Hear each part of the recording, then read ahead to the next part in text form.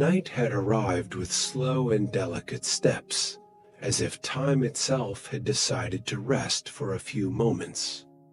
The sky, covered by soft, translucent clouds, only let out a glimpse of the moon, a pale, serene light that leaked through the cracks in the window of an old room. Inside, everything seemed suspended. The air was warm, light, as if it carried the memory of an old perfume, a mixture of lavender and chamomile tea. The curtains danced slowly in the wake of a timid breeze, which entered without making a fuss, just to remind us that the world outside was still turning, even when everything seemed to stand still. On the light wooden dressing table lay a letter sealed with a blue ribbon. The paper, with its yellowish tone and delicate texture, seemed to breathe along with the surroundings, not like an object, but like something alive, ready to whisper a long-kept truth. In that room, every detail told a silent story. The furniture, old but well cared for, bore the marks of time, not like scars, but like caresses left by hands that had lived. The oval mirror, framed in bronze, reflected the dim light of the room, as if it had also fallen asleep. Beside the bed, a lamp with a lace shade cast a soft amber light that enveloped everything in a warm embrace. The bed, covered in a white sheet with hand-embroidered borders, was slightly unmade, as if someone had recently rested there. No high-pitched sounds, no loud noises. Only the distant ticking of an antique clock filled the space between one breath and the next. It was as if the whole world had decided to wait, waiting for the right moment to listen to what that letter said, with all the tenderness that a silent farewell could carry. Outside, the trees rustled softly, lulling the night with their hypnotic ballet. The leaves, already lightly golden with autumn, fell like sighs onto the damp grass. The wind, almost whispering, seemed to tell secrets to whoever had time to listen. There was no rush, no urgency. It was as if everything there was enveloped by a spell of deep calm, made to slow down thoughts and quiet the heart. It was a night made for listening with the whole body, not with the ears, a night in which silence spoke louder than any words. And within that silence a letter lay, a letter written with the soul, sealed with care, left there not as a goodbye, but as a last gesture of love, a love that chose to leave, but not without first being remembered. Everything around that letter seemed to respect its presence. Even time, always so rushed, had given way. The ticking of the clock did not hurry, it only lulled. The world's breathing became slow, deep, rhythmic. Nothing that was made to shock, to scare, to accelerate. It was a night made for closing your eyes, listening calmly, and allowing your heart to sail through calm waters. That letter, still closed, carried more than words. It carried an atmosphere. It carried the energy of the person who wrote it, someone who loved deeply, but who had to, in the silence of the early morning, make a choice that no one would immediately understand. Love sometimes doesn't scream. Sometimes he says goodbye. With a light touch, with a last look, with a letter left in the most visible place, so that it would never be lost. The night breeze came in through the window and made the blue ribbon on the letter flutter gently, as if the night itself was breathing. It was an almost imperceptible movement, but hypnotic, like a song without a melody, but full of meaning. There, in that moment frozen in time, there was an entire universe waiting to be read. The universe of a soul who, on the eve of a day that would change his life forever, chose to retreat, not out of weakness, not out of fear, but because of a deep need to reconnect with what was inside herself. The letter was not a full stop. It was a break, a sigh, a gesture of care for others and for herself. And it was this gesture that the room, the house, the wind, and even time seemed to protect so zealously. Outside, a cricket sang slowly, as if accompanying the melody of thoughts. The sound of the leaves continued to lull the scene. There were no heavy shadows, only soft shadows. The world seemed to have found its natural rhythm, and everything that existed there, from the smallest ray of light to the still fresh ink on the letter, was synchronized to the same rhythm, the rhythm of rest. The atmosphere called for closed eyes, a calm mind, and an open heart to listen to what comes next. Because stories like these are not told in a hurry. They whisper, they envelop, they soothe, and sometimes they heal. And so, with everything ready, with the night wrapped in peace and the silence keeping its secrets, the story is finally about to begin. The blue ribbon will be untied, and the first words of the letter will emerge as a serene murmur full of love, memories, and a difficult decision made in the silence of a heart that was still beating strongly. But before that, before reading, it is necessary to take a deep breath. Feel. Calm down. Because this will not be a story of pain. It will be a story of surrender, of choices made in the dark with the faint light of the soul. A story written not to hurt, but to free. A letter that, like a sigh, can lull the listener to sleep and bring with it a gentle peace, like the touch of the breeze that passes slowly through the curtains of a room that waits. Topic 2. The blue ribbon slid slowly between his fingers, as if reluctant to break the silence that hung in the air. It was a soft satin ribbon, still holding the warmth of the hands that had carefully tied it. The knot was firm, but not tight as if one wanted what was tied there to remain guarded, but not hidden. And then, with a gentle tug, it came undone. The paper creaked softly, an almost imperceptible sound, as if it was waking from a long rest. The letter was opened with slow, reverent gestures. Whoever wrote it did so calmly. With writing that, danced across the lines, curved, fluid, like a voice whispering in your ear. And so, as if each word had been chosen to lull a heart at rest, the first line emerged with the delicacy of a caress. If you are reading this now, it is because I could not stay until the end. It was the beginning of something profound, not in a tragic way, but like a revelation that spills slowly, like a silent tear, like a contained embrace. On the next line, the handwriting became firmer, but still delicate. It's not because.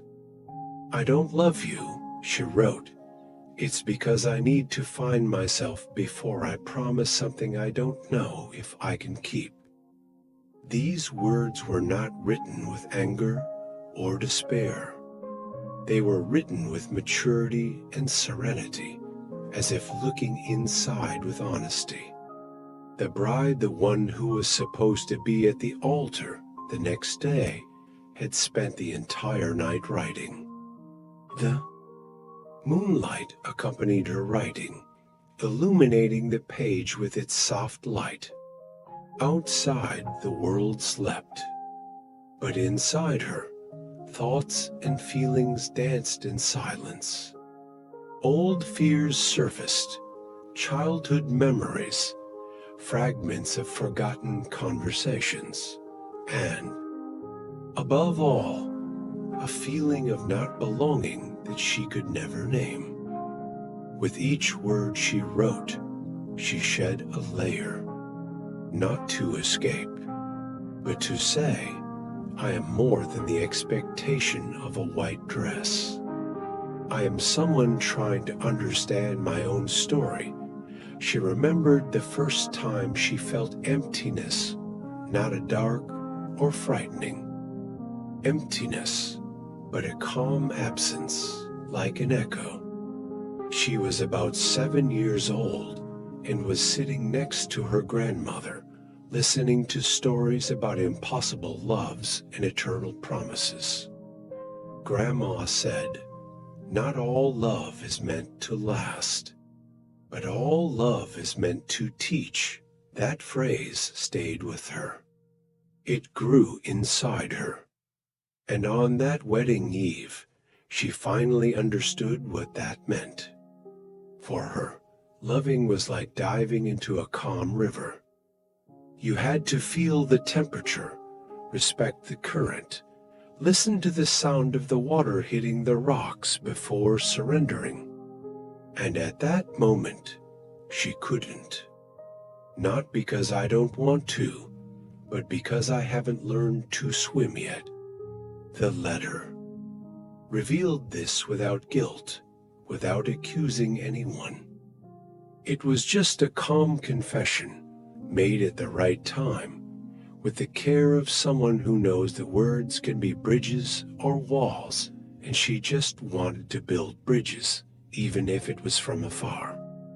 The next few lines brought back sweet memories of the beginning of their relationship. She spoke of their first glance, their shy laugh, their hands meeting in a cafe on an autumn afternoon.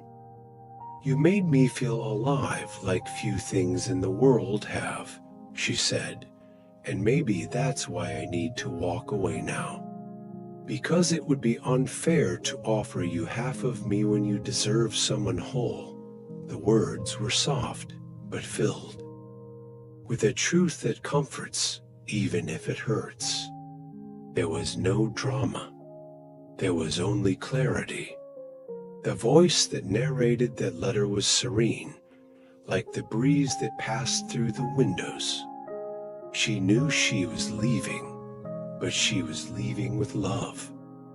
A love that was neither weak nor confused, but that knew how to recognize its own limits. And that, in itself, was a profound gesture of courage. The letter at that point was no longer just a farewell.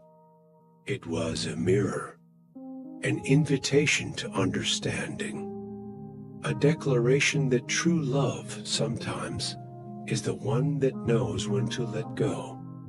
In the final part of the paragraph she wrote, "Maybe one day I'll come back. I don't promise, but if I do, it will be like someone returning home after getting lost in the paths of their own soul." And then she signed, in the same delicate handwriting as always, just the first name, nothing else. No dates, no time, no tears on the paper. Just clean, clear words with space between the lines as if there was still air to breathe. When she finished reading the first excerpt, the atmosphere was still enveloped in the same initial peace. Nothing had been broken. The serenity continued. Because even in absences, it is possible to find comfort. And that letter, although born of a difficult choice, was an attempt to soothe, not to hurt, to cradle, not to abandon, to calm a heart with words as delicate as a whisper in the dark. Topic 3: the silence that followed the reading of the letter was dense, but not heavy. It was an embracing silence that left space to feel, reflect, understand. It was like the silence of a field at dawn, when everything is still asleep, but life pulses beneath the earth. The person holding the letter, perhaps the groom, perhaps a close friend, perhaps no one other than the listener of this story, remained motionless for long minutes. The paper rested on the lap, light as a feather. And then, slowly, the eyes closed, as if seeking not answers, but only presence. The mind distances itself from the present and allows itself to be carried away by the memory of the bride, the young woman who, on the outside, seemed ready for the altar. But on the inside, she was fighting a silent battle between what was expected of her and who she really was. She had spent years trying to please, trying to fit into the mold of a perfect romance. However, by writing that letter, she finally stopped living for others and chose to listen to herself, without rushing, without noise, without masks. As she wrote, on that calm morning, she heard the sound of a light rain in the background. Each drop seemed to mark a gentle rhythm for her emotions. The rain was not melancholic, it was purifying. It was as if the sky was also helping to clear away uncertainties.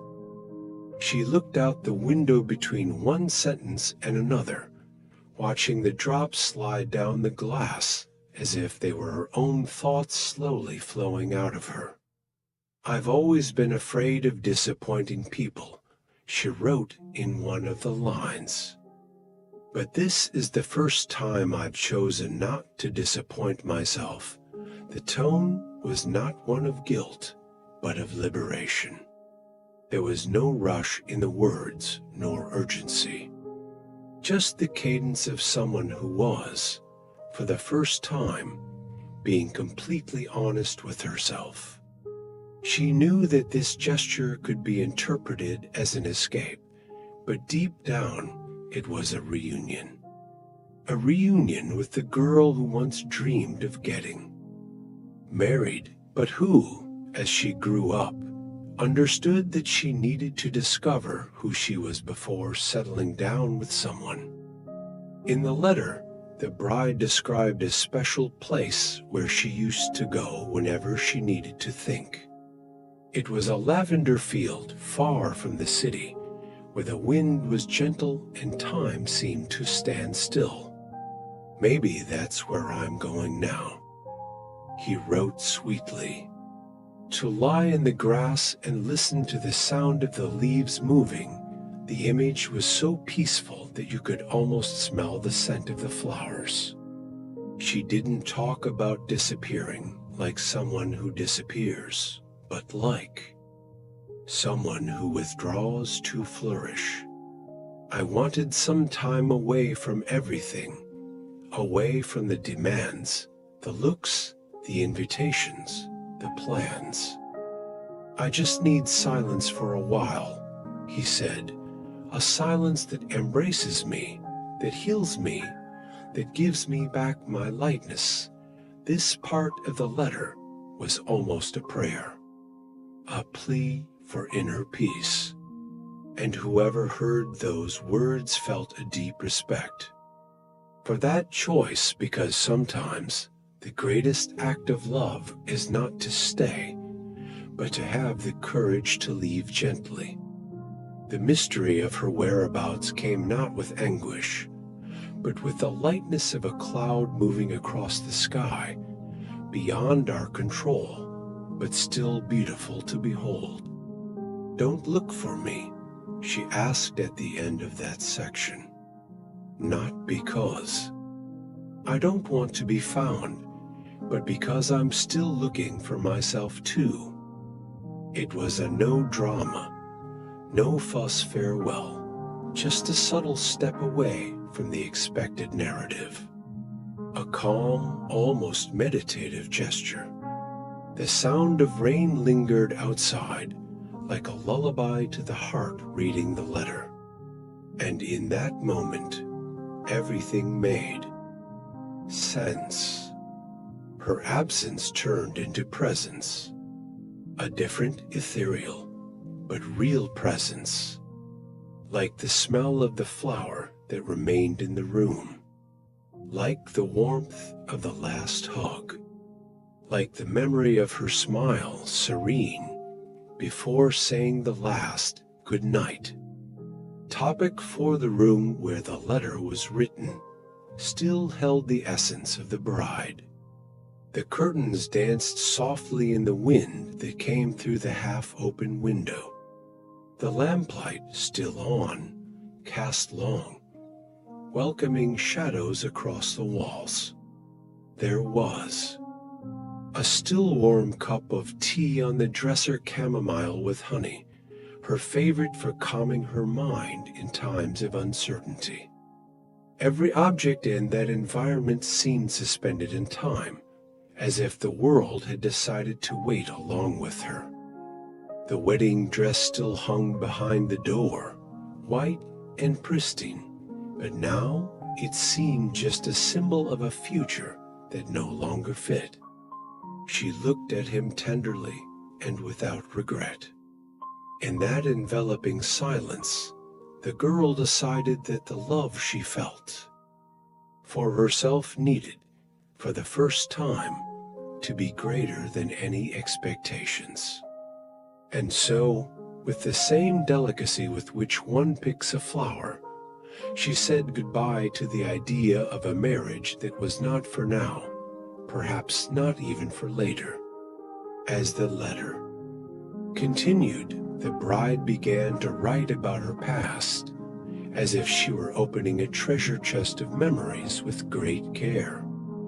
"Since I was little, I was taught to be the perfect girl," she wrote in a firm but sweet handwriting. "I learned to smile even when something hurt, to say yes even when my heart screamed for a no." She didn't blame anyone. There was no anger in her words, only a serene acceptance of the path that had brought her to this point. In each line, she delicately stitched memories together, as if she were embroidering a quilt with the fabric of her soul. She remembered the first time she dreamed of love. It was a rainy afternoon, like that one, and she imagined that love was like a soft music that lulled the heart. But as she grew older, she realized that loving someone without loving herself first was like walking in a garden with no soil. That's why, at that moment, she didn't run away. She simply chose to plant roots in herself. The breeze that entered the room seemed to follow the rhythm of the letter. The words flowed like a calm river that knows its course well. She spoke of her fiancé with affection. "You have always been kind to me," she wrote, "and perhaps that is why this decision hurts more. But it would be cruel to both of us to marry while carrying this emptiness." What she felt was not lack of love, it was an absence of self. an internal echo that had long been asking to be heard. And in that serene dawn, with the city sleeping around her, she finally listened to her own soul. She spoke of postponed dreams, silenced desires, questions she had never dared to ask out loud. Am I what they expect of me? Or what I really want to be? This doubt hung over her like a soft mist, not frightening, but hypnotic. The letter at that point was no longer just a farewell. It was a bridge to a new dawn, to a new story, calm and true. She then got up from her chair and walked to the mirror. She looked at her reflection for several long minutes. There were no tears. There was an unprecedented peace in her eyes, as if she had finally understood that sometimes the greatest commitment we can make is to our own truth. She grabbed a light blanket and a small bag and walked around the house. One last time, she touched the walls, felt the floor beneath her bare feet, listened to the sound of the house sleeping. With each step, the lightness grew. As she left the letter on the bed, she knew there was no going back, but there was no fear either. Only a deep embrace of her own journey. I don't know when I'll be back, she concluded, but when I do, it will be whole. And with that gentle phrase, she finished her writing. It was a promise, not of return, but of wholeness. Outside, the rain was beginning to stop, and on the dark horizon of dawn, a timid thread of light appeared, announcing a new day that was calm, silent, and full of possibilities. Topic 5, Dear Love.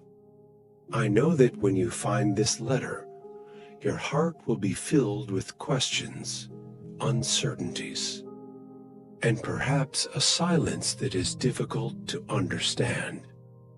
But I ask that, first of all, you read it calmly, with the same care that you always have when holding my hands, as if you were holding something fragile and valuable.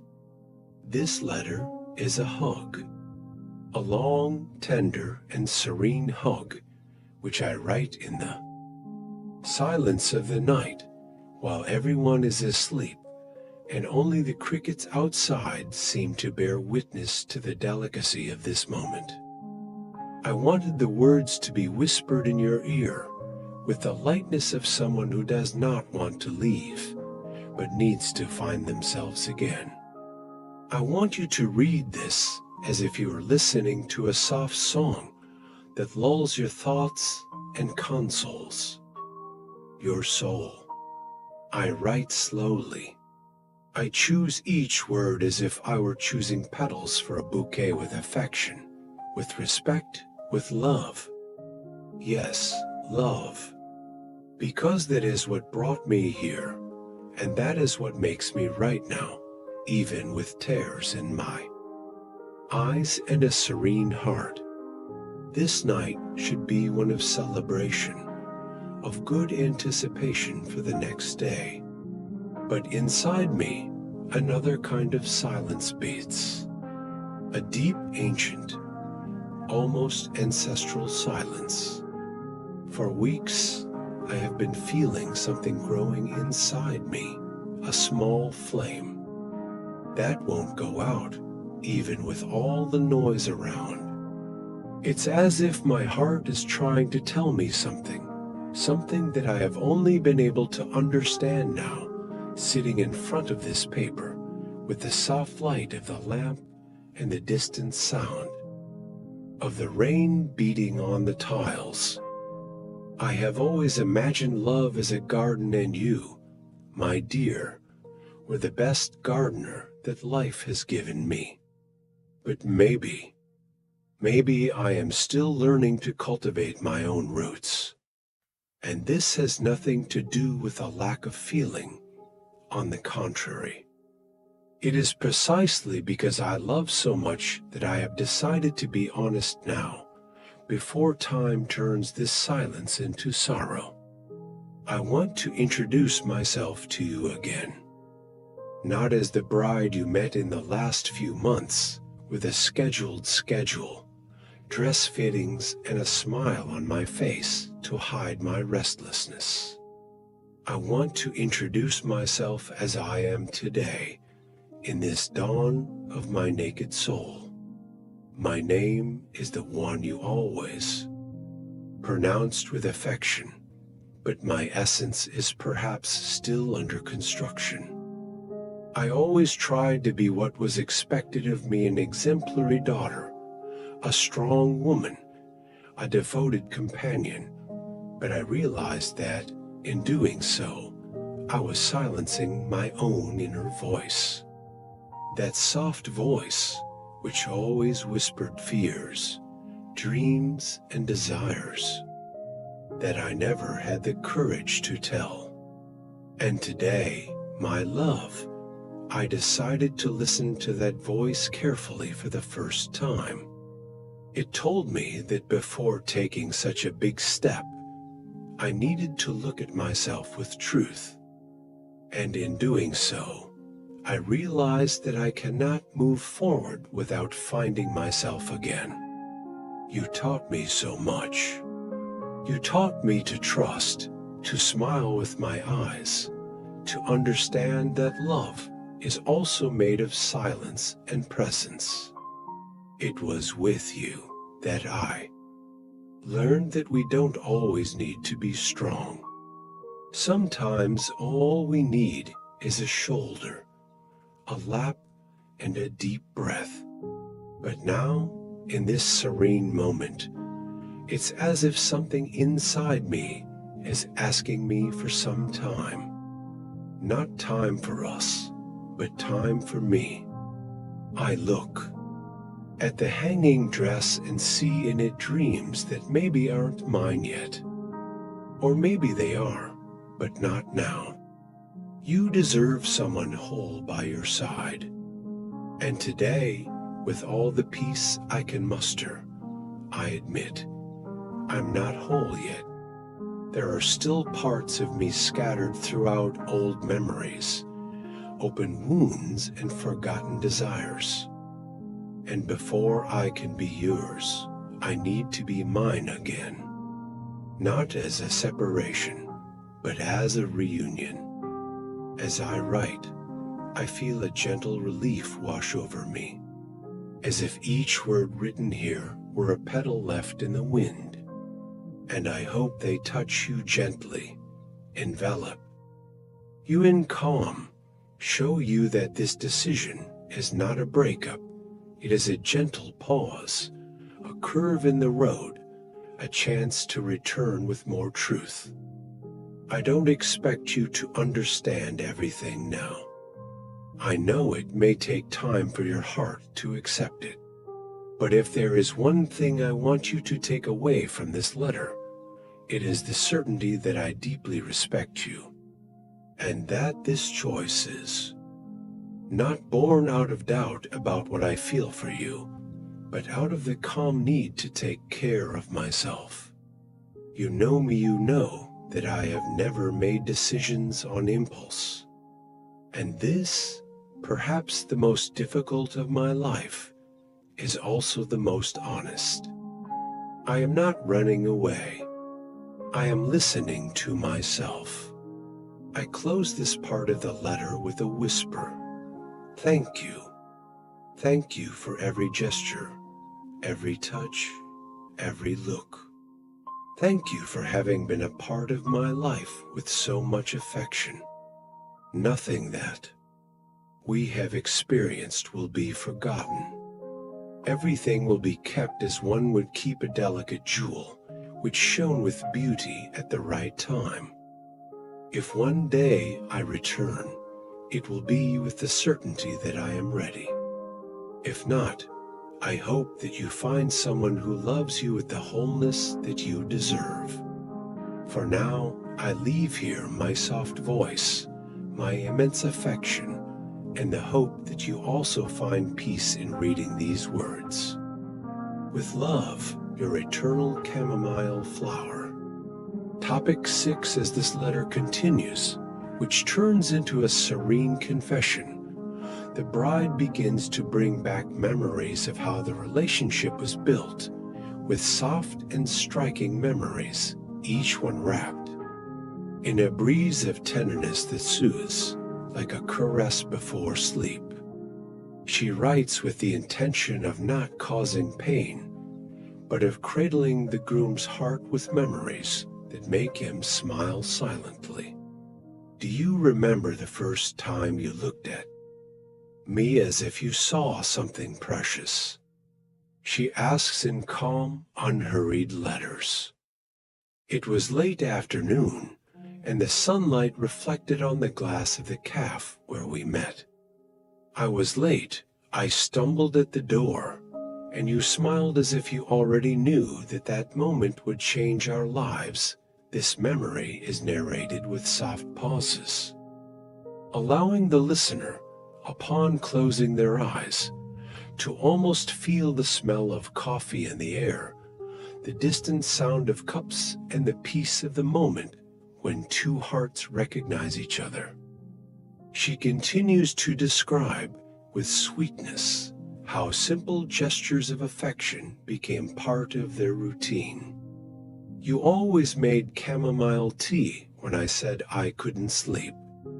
You sat next to me without asking for words. The silence between us was comfortable. It was a home. These memories are described with a light rhythm, like someone running their fingers through an old quilt full of their grandmother's embroidery, each stitch filled with meaning. She doesn't want him to feel loss. She wants him to feel gratitude. Gratitude for everything that was experienced, and especially for everything that was felt. And so, she leads him through this corridor of memories like someone walking barefoot in a field, with the wind touching their face and their eyes half closed in peace. The intention is clear: to transform the pain of absence into gratitude for the presence that was. In the following excerpts, she shares what she learned by his side. With you, I learned to listen to the world calmly. I learned that love doesn't shout, it whispers. I learned that being together isn't about holding back, it's about allowing. You always allowed me to be who I was even when I didn't know who I was. This reflection is written as if it were a sigh, a gentle breeze passing through the curtains of an open window at the end of the day. The narrative is not heavy. On the contrary, it takes the listener deeper and deeper into a state of relaxation, with long, measured sentences that are supported by calm and sonorous mental images. She is grateful for having been loved in such a gentle way, and it is in this gentleness that she wants to rest the truth she needs to tell. There is no guilt, there is no resentment, only the need to listen to one's own heart. The letter unfolds like a serene river. I remember our trip to the countryside, how we sat in silence looking up at the night sky, and you pointed out the stars as if you knew each one by name. In that moment, I wanted to freeze time. I wanted to live in it. But even in that peace, there was something inside that didn't know if it belonged to anyone or anywhere. A quiet but constant emptiness. And it's not your fault. It never was. The way she shares this memory is engaging and almost meditative. She uses soft words, bucolic images, and inner sounds that inspire the listener to sink into a space of contemplation.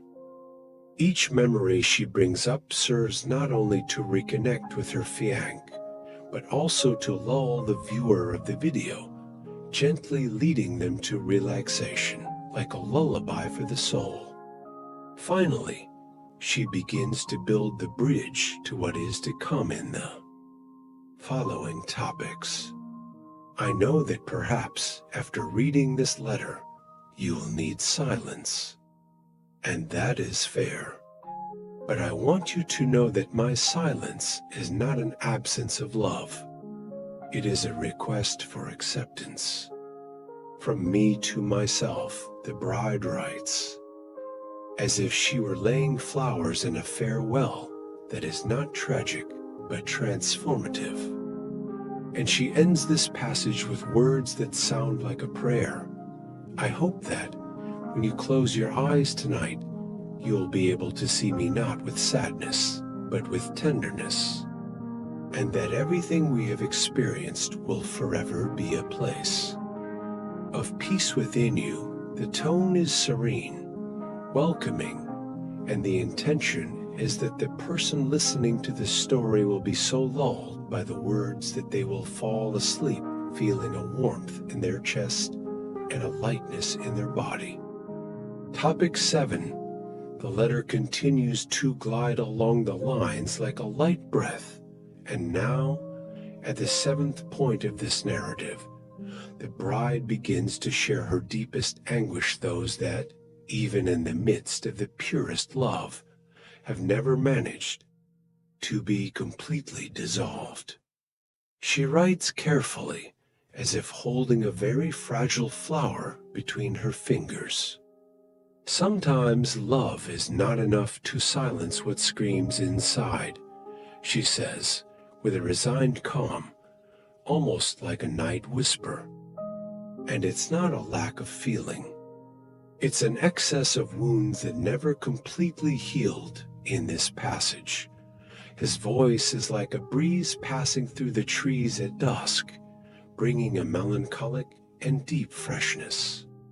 She shares that even surrounded by affection, there was a corner of her soul where fear lived, silent but present and old, deep-rooted fear, which camouflaged itself in smiles and hugs, but which never stopped pulsing.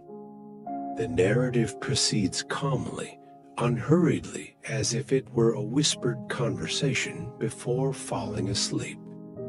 She describes the dreams she had, which seemed to slip through her fingers like fine sand.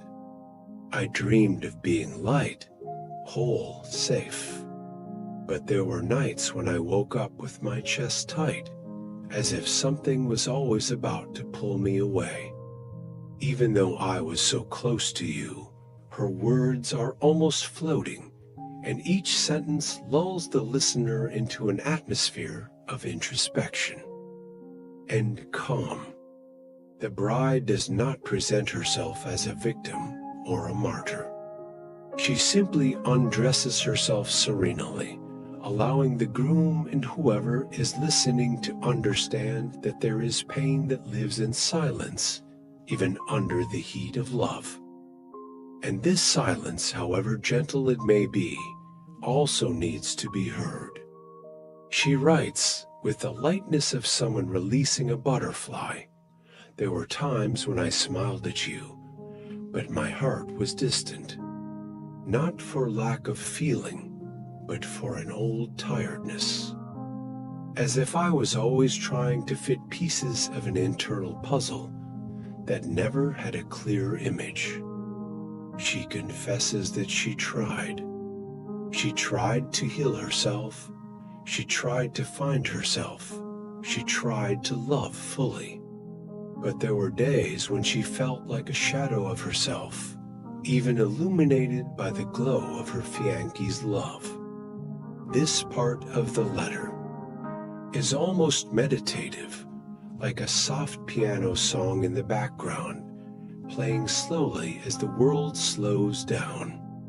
There is no anger, no urgency. Just a silent plea for understanding, a gentle surrender of everything that has been kept for so long.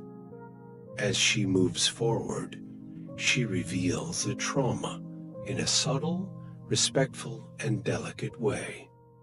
When I was 11, I learned that silence can hide painful things. I learned that adults don't always protect us as they should. Since then, I've carried a kind of fear that makes me run away before the ground collapses. She shares this fragment not as a shock, but as a confession that seeks to explain without hurting. The words are carefully chosen so that the listener feels empathy, but also acceptance. You're never to blame for anything, but sometimes being around someone so good made the old pain seem even stranger. Like I didn't deserve such light. The intention of this excerpt is to generate identification, comfort, and, at the same time, induce introspection.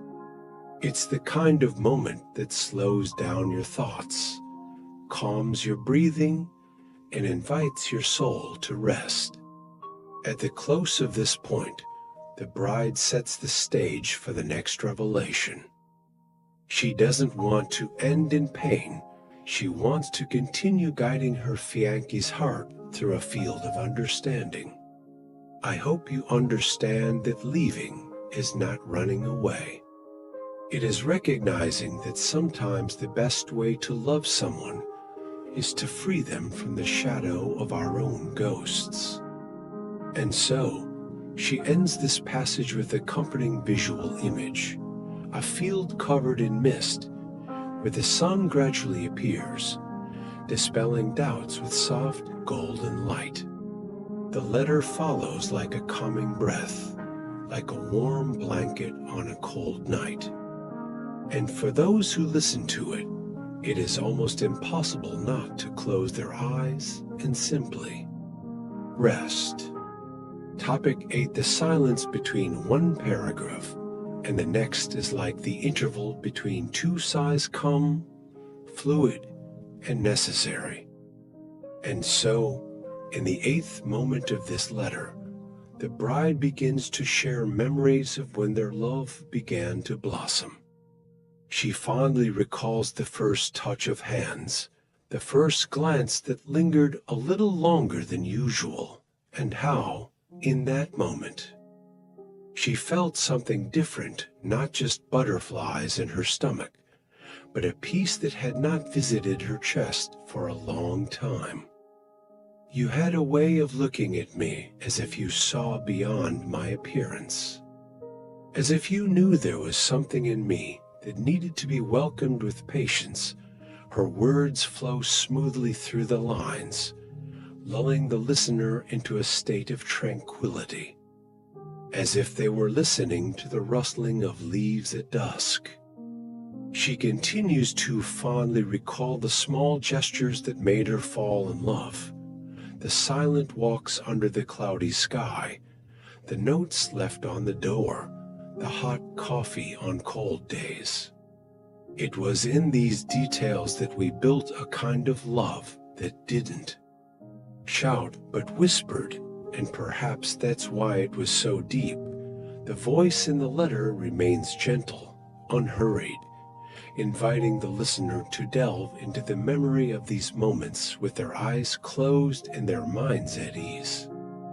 I remember the day you told me about your fears, and there I realized that we were trying to heal together, but at different paces, and so, without pressure, she begins to build the scenario of a real love with its beauties and its limitations, maintaining a calm and welcoming tone. Each paragraph is like a sheet being spread out in the wind, calm, not stiff, just letting the breeze take it wherever it will. The bride shares how each day with him was a gift, but also a reminder that there were parts of her that had not yet been touched, not for lack of love, but because of barriers she had erected over time. You gave me a home, but I still carried the echo of an earthquake. And sometimes even the strongest ceilings cannot silence what comes from within. She speaks with sincerity, but without weight. Her words do not accuse, do not demand. They just are floating in the air like leaves, slowly falling in autumn. At the end of this topic, she begins to subtly prepare her fiancé to understand that not all absence is abandonment. There are people who disappear, but leave pieces of themselves scattered wherever they went. I am one of those. Even though we are far away, part of me will always live in the places where we were happy.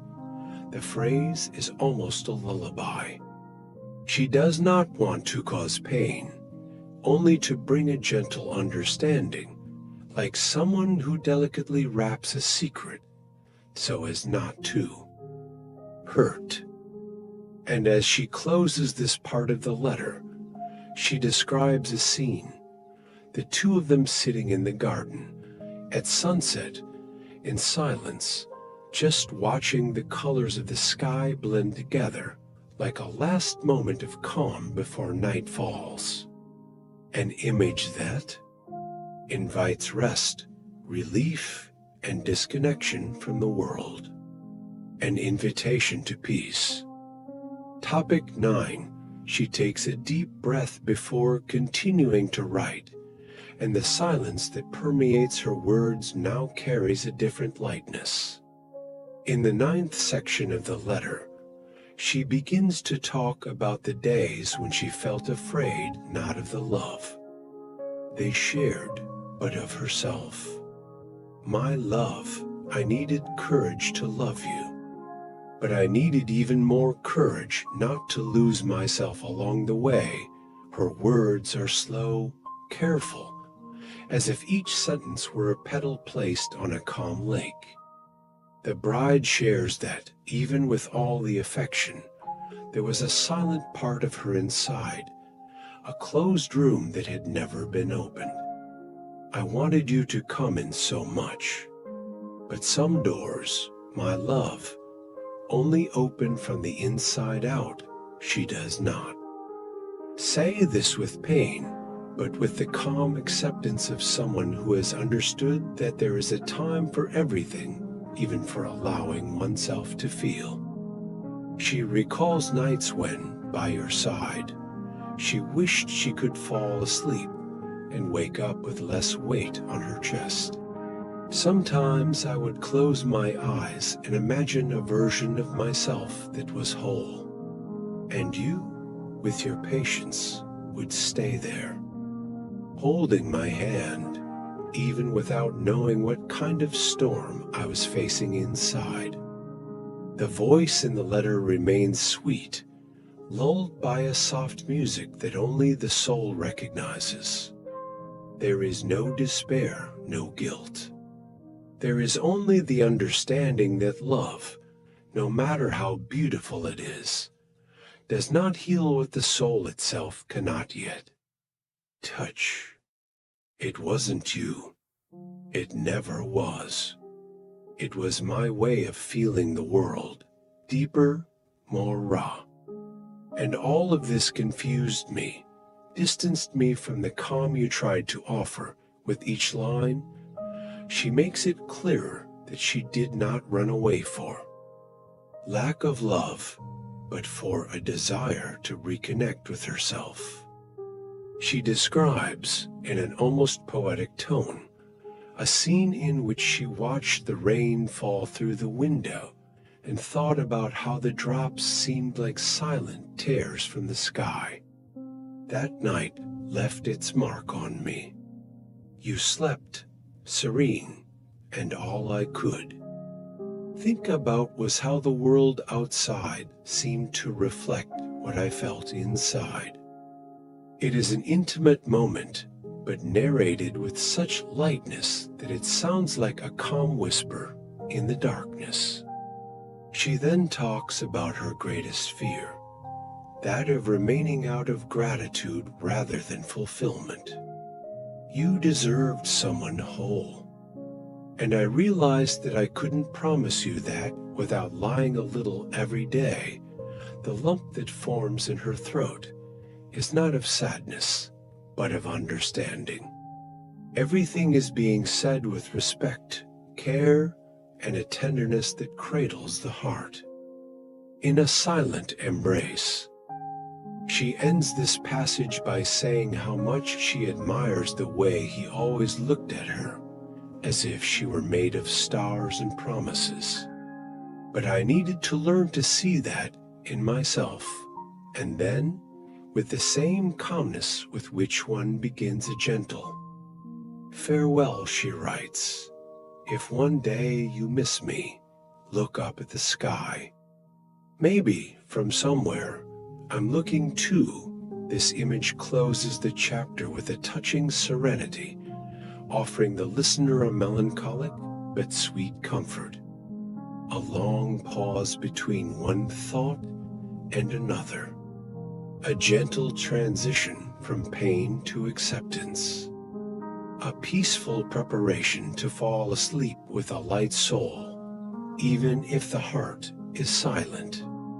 Topic 10. And then, in the 10th section of the letter, the bride turns her attention to the small details of their time together, those that seem insignificant in everyday life, but are the true pillars of effective memory.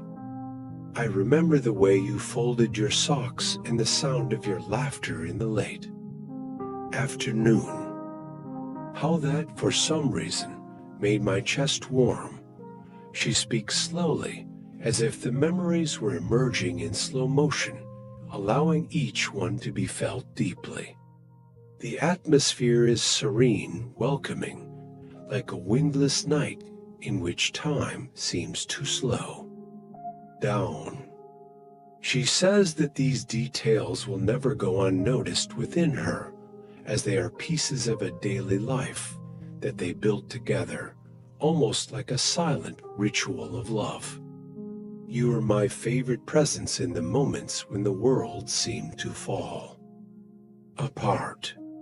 Even without realizing it, you gave me peace. The letter now carries a tone of serene gratitude. Thank you for loving me without asking me to rush, for hugging me without needing explanations, and for believing that there was enough time for everything. These words flow with the lightness of a warm breeze passing through a thin curtain. She acknowledges that they were happy, even if in fragments, and that these fragments are now her greatest treasures. If I could keep anything from what we lived, it would be your voice calling me back when I was silent inside. There is no remorse, just a gentle affection, delicately wrapped in a longing that does not hurt, it just floats. It is a good longing, the kind that does not tighten the chest, but warms the corners of the eyes. She also recalls how it felt to watch him sleep. There was something about watching you drift off to sleep, a kind of calm that made me believe, for a moment, that everything was right. And then, sweetly, she admits that she often wished she could be that peace too. Maybe I spent too much time trying to be everything you deserved, and in the end, I just had to be what I was. The phrase hangs in the air, delicate as a feather. She understands now that you don't have to be complete to love, but that sometimes you have to step away to recognize yourself. Her written voice is calm, lulled like a sad but serene lullaby. At the end of this passage, she writes something that seems to be whispered. There are loves that are like boats adrift, they don't need a destination. Just a calm sea for a while, and she thanks him for being that sea, for having welcomed her restlessness with firm arms and patient eyes. You are my favorite silence. The last line of this topic rests like a soft blanket over the listener. A moment of pause, deep breathing, eyes that close slowly, lulled by this calm and mature confession of love. The narrative doesn't demand answers. It just flows, like sleep when it finally arrives. Topic 11. In the 11th section of the letter, the bride allows herself to revisit the places they have been together, not as someone who remembers with regret, but as someone who walks through a memory that still holds dear. I still remember our first trip. The road to the mountains, the smell of wet earth, her smile trying to hide her nervousness about driving on a dirt road. She narrates as if she were observing everything from afar, with the softness of someone watching a film in slow motion, shrouded in fog. That day, I wished time could stop. It was just the two of us, far from everything, and for the first time, I felt like the world could be just silence and tranquility. The voice of the letter remains sweet, almost as if it were cradling the listener in an embrace made of peaceful images and memories. She describes in detail the feeling of walking hand in hand with him in the late afternoon, feeling the cold breeze on her face and the warmth of his body beside her. You always held my hand like someone afraid to let go of a dream, and she adds delicately, and I, even with so many storms inside me, felt safe there. For a few minutes at a time, the narrative continues like a calm walk along an old road. Each tree, each corner of the landscape gains symbolic value. She talks about an old house where they spent a night, and how he put a blanket over her when he fell asleep on the couch. It wasn't the gesture, it was the care behind it. Things like that never fade from the soul. The mood of the letter remains immersed in a sweet melancholy. She recalls an evening when the two of them sat in silence, watching the sky change color. You always respected my silence, even without knowing that it was, at times, my only refuge. This memory, narrated with serenity, brings a welcoming, almost meditative feeling. It was on that day that I knew you are my point of peace in a world that always shouted at me. The sentence does not sound like a farewell, but rather like an acknowledgement that, however brief it may have been, their love was a refuge, a pause in the midst of internal chaos. And this pause was real. At the end of the passage, she reinforces again that what she experienced with him was not in vain. I wanted you to know. Every moment, every gesture, every path we walked together still lives inside me, she writes, tenderly, with an almost maternal care, as if she were wrapping her feelings in tissue paper before storing them in a memory box. If I could touch your hand one more time, I would say, thank you for being my home, even without knowing it. And so, ending with a written whisper, the letter rests this chapter on the listener's ears like a soft melody, the kind that lulls the heart to sleep and quiets the thoughts. Topic 12. In the 12th section of the letter, the bride begins to reveal, with gentleness and emotional depth, a feeling she had always kept silent, the fear of being discovered. Not for something she had done, but for who she really was. There were nights when I watched you sleep, trying to find in your features the courage I lacked to tell you who I really was. The voice of the narrative is soft, serene, with pauses that allow each word to settle gently into the consciousness of the listener. She does not speak in a tone of guilt or despair. On the contrary, her words glide like leaves carried by the autumn wind. I smiled on the outside, but inside I was a woman who hid even from herself. She shares that from a young age, she learned to wear masks not out of deceit, but out of necessity. I was taught to appear strong, to swallow my fear, to wear what was expected of me. And the more time passed, the harder it was to remember who I really was. This revelation comes with an almost poetic lightness, as if the letter were a half-lit confession. She calmly describes how his love brought light into her shadows. You saw the best in me, even when I couldn't see it myself.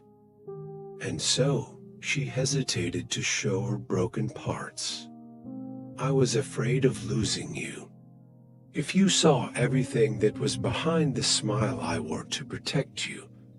She then introduces the concept of quiet fear and anxiety that doesn't scream, but whispers in the night when everything else is silent. It was like sleeping with a letter on your chest, fearing that one day it would open on its own, and so she reveals that from the beginning there was something inside her that said she wouldn't be able to make it to the altar. Not for lack of love, but for an excess of unresolved doubts, dormant traumas and wounds that never completely healed. I wanted to be your woman, more than anything. But I discovered, right there, the moment I put on that dress for the last time, that I didn't yet know how to be mine. The words strike a chord, but gently, as if they were drops slowly falling into a calm lake. At the end of this passage, she reaffirms that their love was real, pure, and that is precisely why she chose not to continue. I didn't want to drag you into the labyrinth that I carry in my chest. It wouldn't be fair. Her written voice lulls the listener with a mix of tenderness and maturity. Maybe the truest love is the one that knows when to let go, and so the listener is enveloped by this calm confession, which feels more like a farewell sung softly in the ear. There is no pain, only acceptance. There is no drama, only understanding. And that is the charm of this point in the letter, a revelation made lightly, like someone who finally leaves their bags on the floor and decides to rest. Topic 14. In the 13th section of the letter, the bride begins to slowly lift the veil on a secret she has always carried with her, but never had the courage to share. The narrative, however, does not change its tone. It remains serene, almost like the sound of a breeze passing through a light curtain on a silent afternoon. There are things that we keep so long that they become part of our breathing. And this is one of those secrets that has accompanied me since I was a little girl. She speaks tenderly, as if she is not seeking understanding or forgiveness, but simply wants to finally leave her heart at peace. Before I met you, I learned to survive by keeping quiet. It was safer that way. And in that silence, a part of me was slowly fading away. With a delicate voice, she shares that there was a person in her past who had a profound impact on her life, a figure who should have been a protector, but who left invisible scars.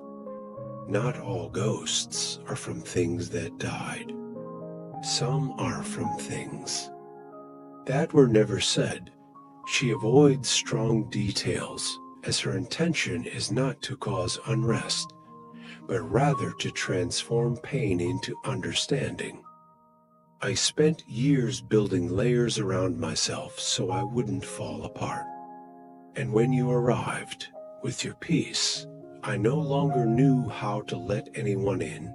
This confession, spoken softly, creates an atmosphere of welcome where the listener feels like they are listening to a soul in the process of healing.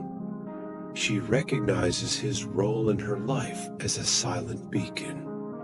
You gave me something that no one had ever given me, a place where I could simply exist, without pressure, without fear.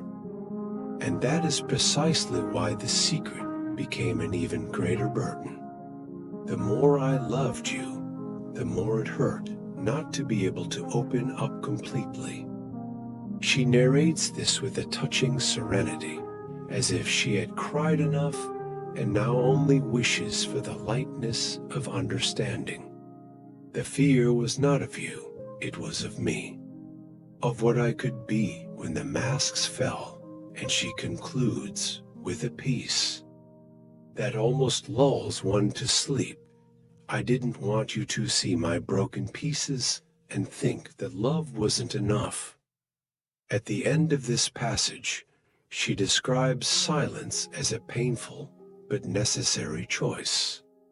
I chose silence out of love, because sometimes speaking is making the other person carry a pain that isn't even theirs, and he makes it clear with calm affection that this never diminished the feeling he had. Loving you is what saved me, but walking away is what set me free. The words rest upon the listener like a low farewell melody, the kind that echoes in the heart even after the sound has ceased. There is no rush in the way she writes. Each sentence is a gentle step on the path to a conscious farewell. And so the mystery begins to reveal itself, not as a scare, but as a gray dawn that slowly turns into light.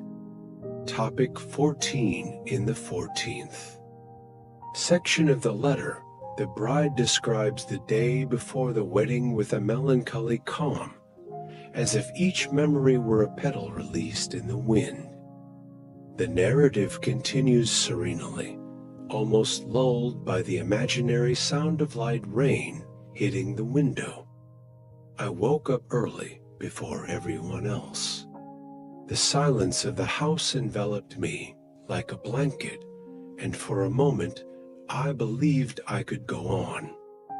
I looked at the dress hanging there, so white, so immaculate, and I wondered if I could be like that too, clean of all my pain, free of all my fears. She speaks softly, without weight, as if she were an old friend recounting a memory in a low voice and distant eyes. She describes how her steps that morning were light, but full of thoughts. Every object had a meaning: the new shoe, the bow. In my hair, the little flower my mother left next to the mirror. Everything seemed too perfect. And that's when I realized there was no room for me in that perfect setting.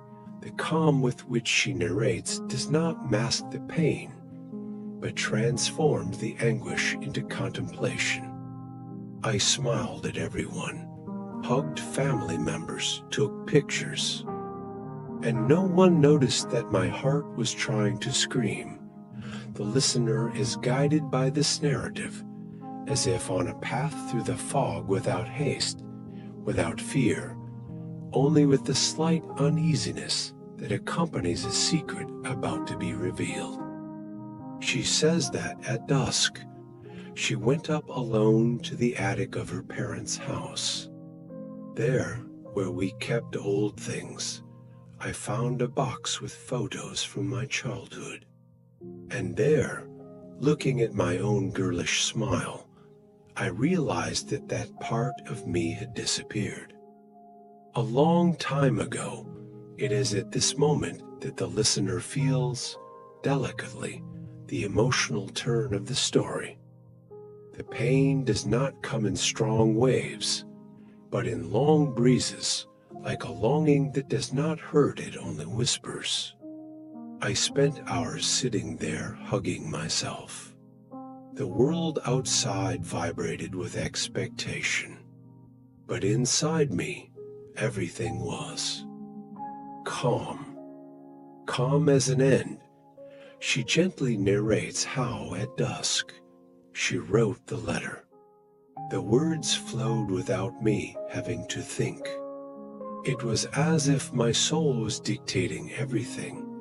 Word for word, she does not cry. There is no despair. There is only acceptance. I did not know yet whether to deliver this letter, or whether to just leave it under the pillow. But I knew I had to write it. For me. For you.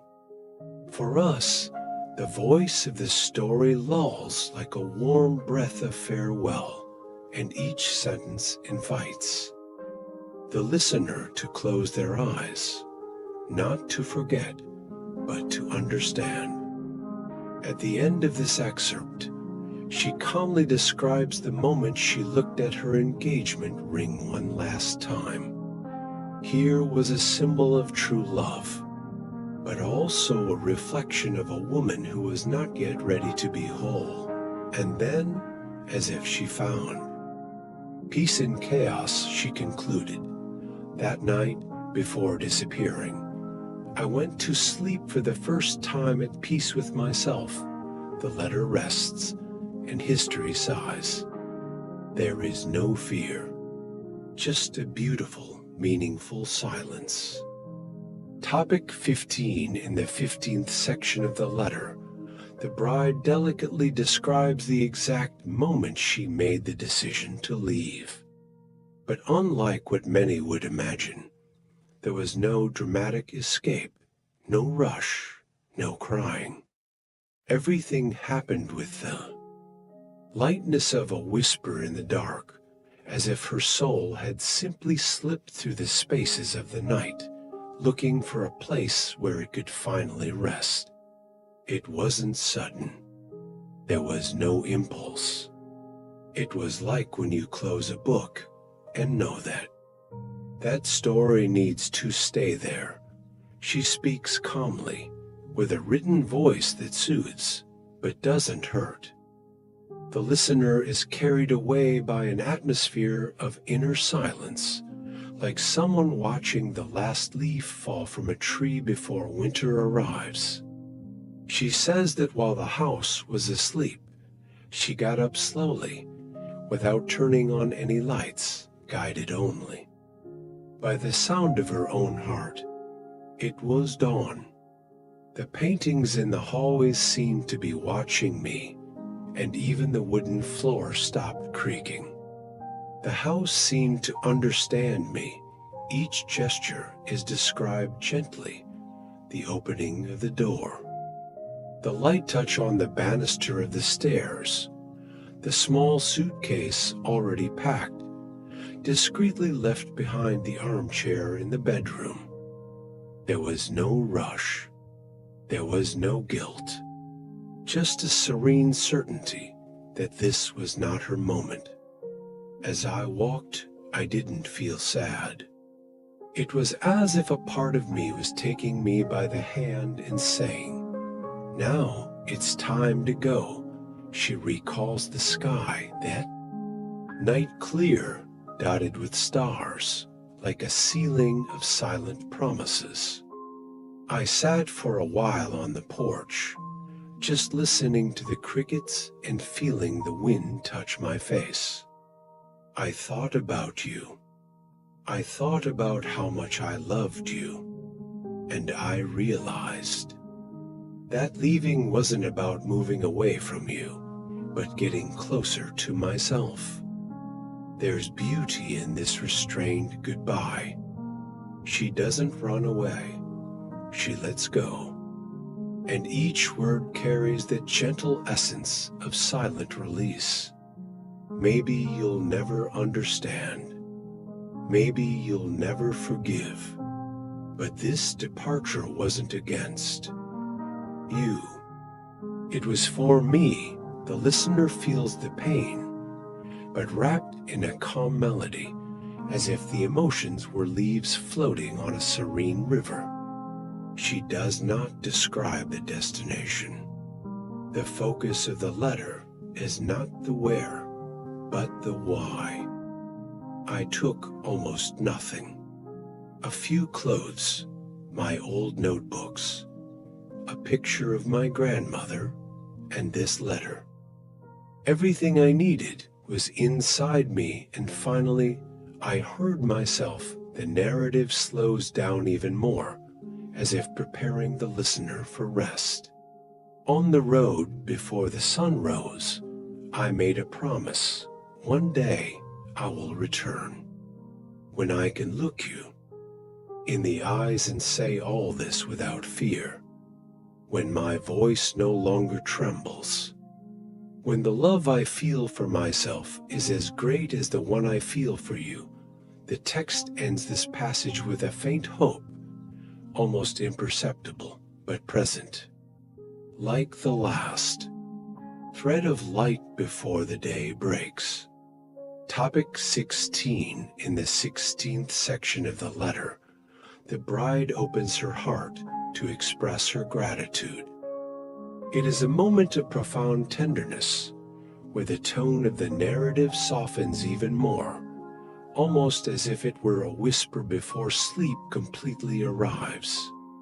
The writing becomes a caress, not to console the listener, but to honor the love that existed and still pulsates, even amidst the silence of absence. Thank you for everything, my love.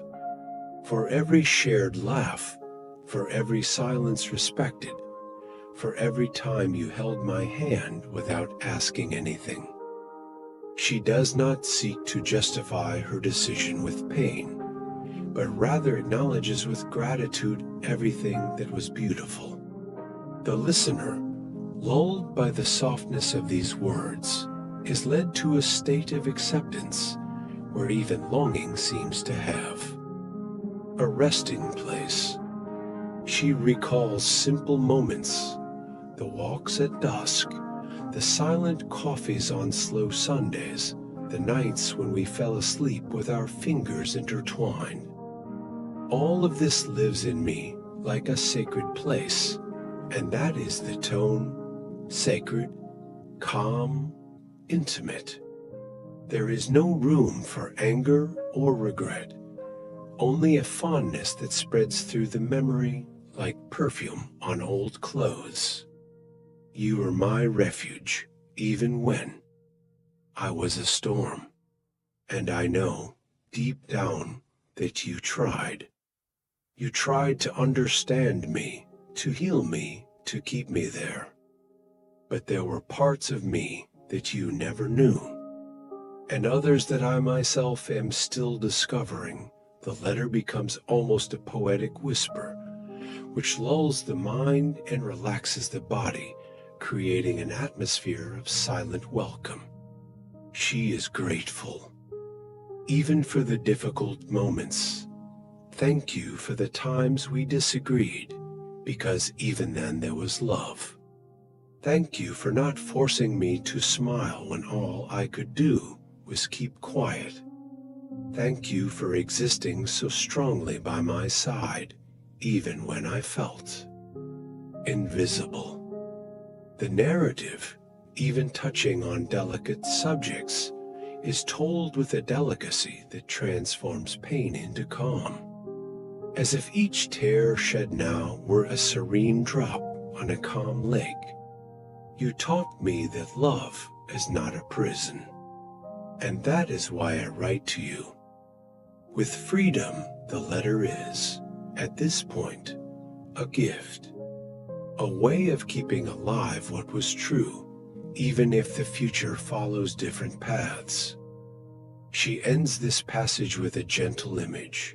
If one day you feel the wind touching your face differently, maybe it's just my affection passing through you. And if in some dream you hear my name, don't be scared. Just smile. The listener surrenders to this image with a calm heart, breathing more slowly, allowing the emotion to dissolve into tranquility. There are no answers. There are no promises. Just a sincere, deep and silent thank you, like the closing of a door without making a noise in a room where someone is sleeping peacefully. Topic 17. In the 17th section of the letter, the bride decides to write about the dreams she had and that, for a time, she imagined living with her fiancé. She does not speak with regret, but with tenderness, as if she were remembering a garden that was beautiful while it was in bloom. I dreamed of a small house, full of books, plants in the windows, and the smell of coffee in the morning. I dreamed of our children running barefoot in the yard, with their laughter filling the rooms with joy. I dreamed of you growing old by my side, with your hand still firmly holding mine, even when time had already taken away our youth. The narrative is told with a gentle cadence, as if each memory were a light breeze passing over the skin. There is no pain, only a sweet and melancholic peace that soothes. She describes these dreams as pages from a notebook that she kept with care, even though she knew they would never be written. It wasn't a perfect life, but it was ours. With the small challenges of everyday life, with the silent rainy Sundays, with the sleepless nights when you would just say, I'm here. The way she shares these details creates an emotional connection with the listener. They are universal scenes, but described so gently that the listener feels like they are inside them, as if they were observing their own memory of a life that never was, but could have been. I would see you reading to me before I went to sleep. I would hear you whispering plans for the future, even when I had almost lost faith in anything. You kept a flame burning that I didn't know how to take care of. The letter does not attempt to erase what was desired. It simply acknowledges that not every dream needs to come true to be true. Even now, so far away, I still cherish these dreams.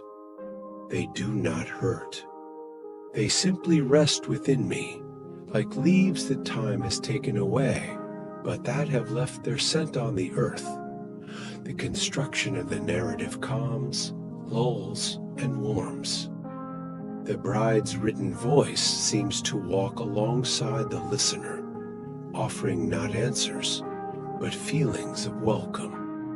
The life I dreamed of with you was real in my heart, and for that, even without having lived it, I am grateful.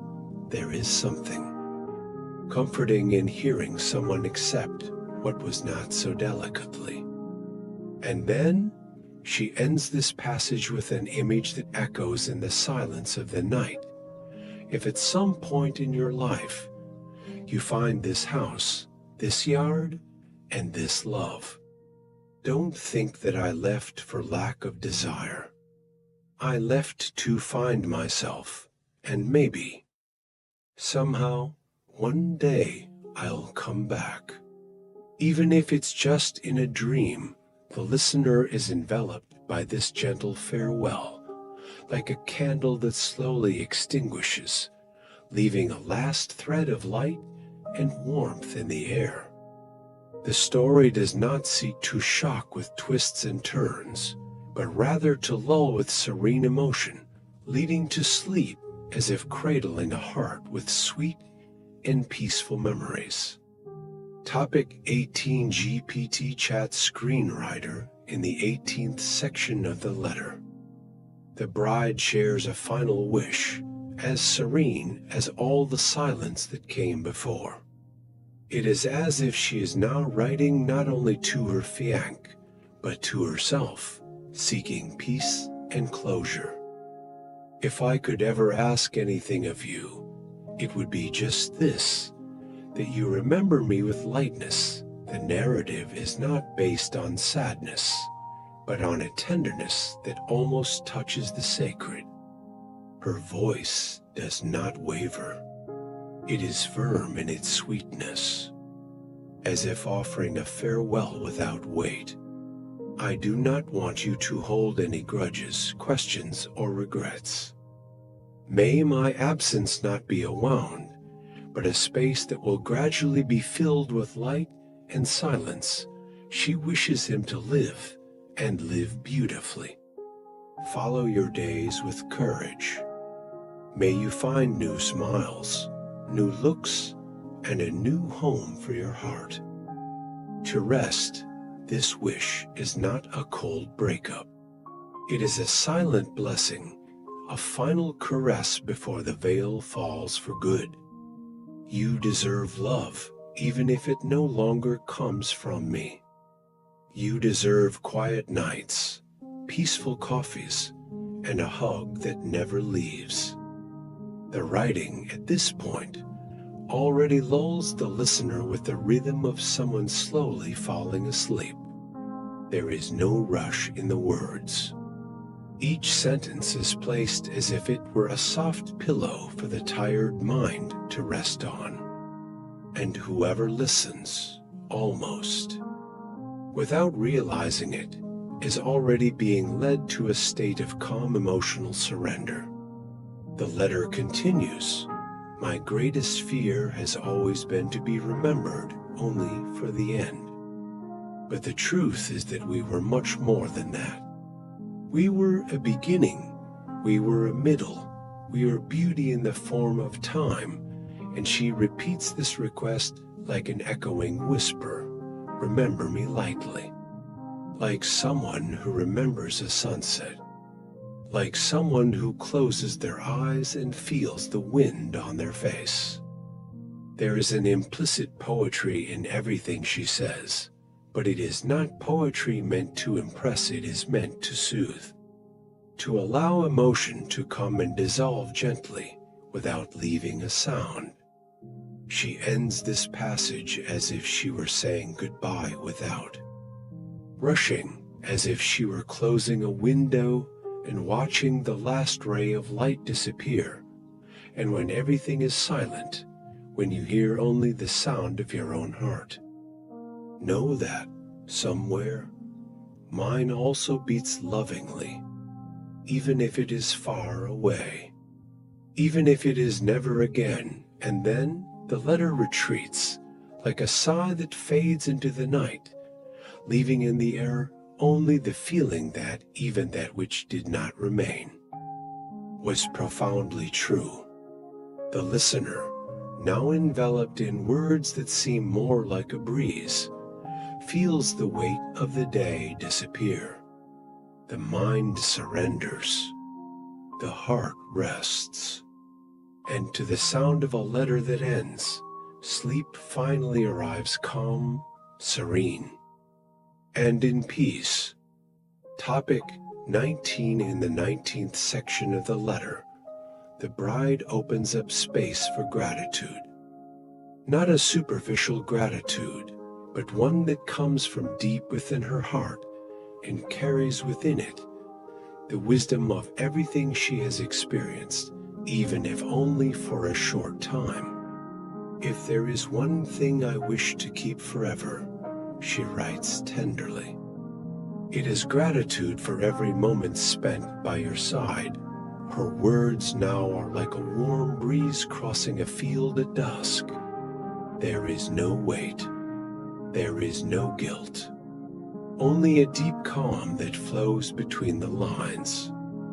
Gratitude for the silent glances, for the hands clasped together on cold nights, for the way you always knew how to listen to me even when I said nothing. The narration unfolds like a soft blanket enveloping the listener. It speaks of the forgotten details of everyday life.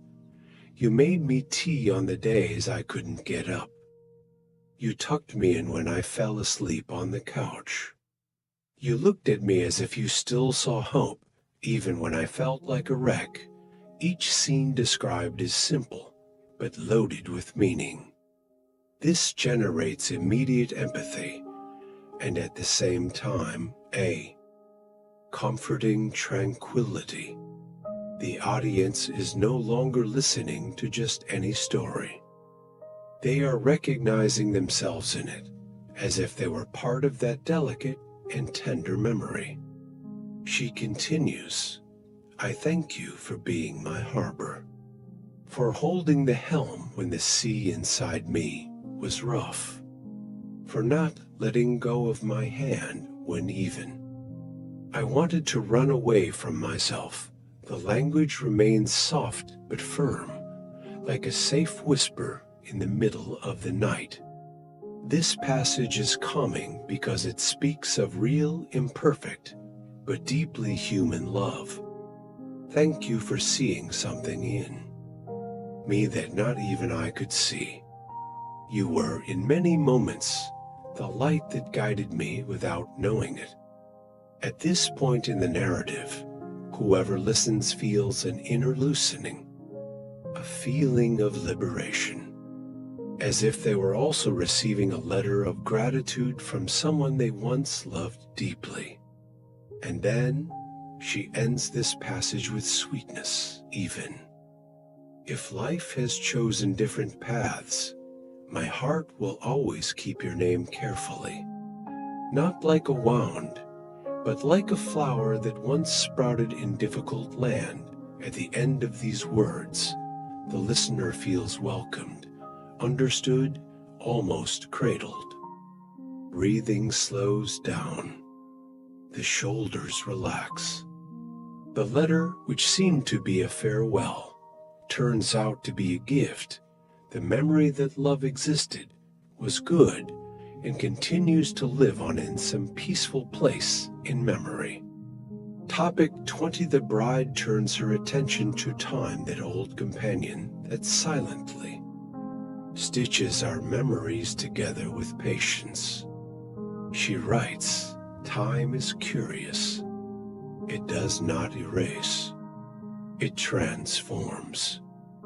Her voice remains calm, as if speaking from a place where everything has already been digested, and the pain no longer screams, it only whispers. As the days go by, you'll notice that the memories hurt less, that the corners of the house where I used to be are filled with new stories. The words echo like a soft lullaby to lull the listener to sleep, guiding the listener to accept the natural flow of life without rushing, without pressure. She continues in an even softer tone. The portraits will remain in the same place, but their meaning will change.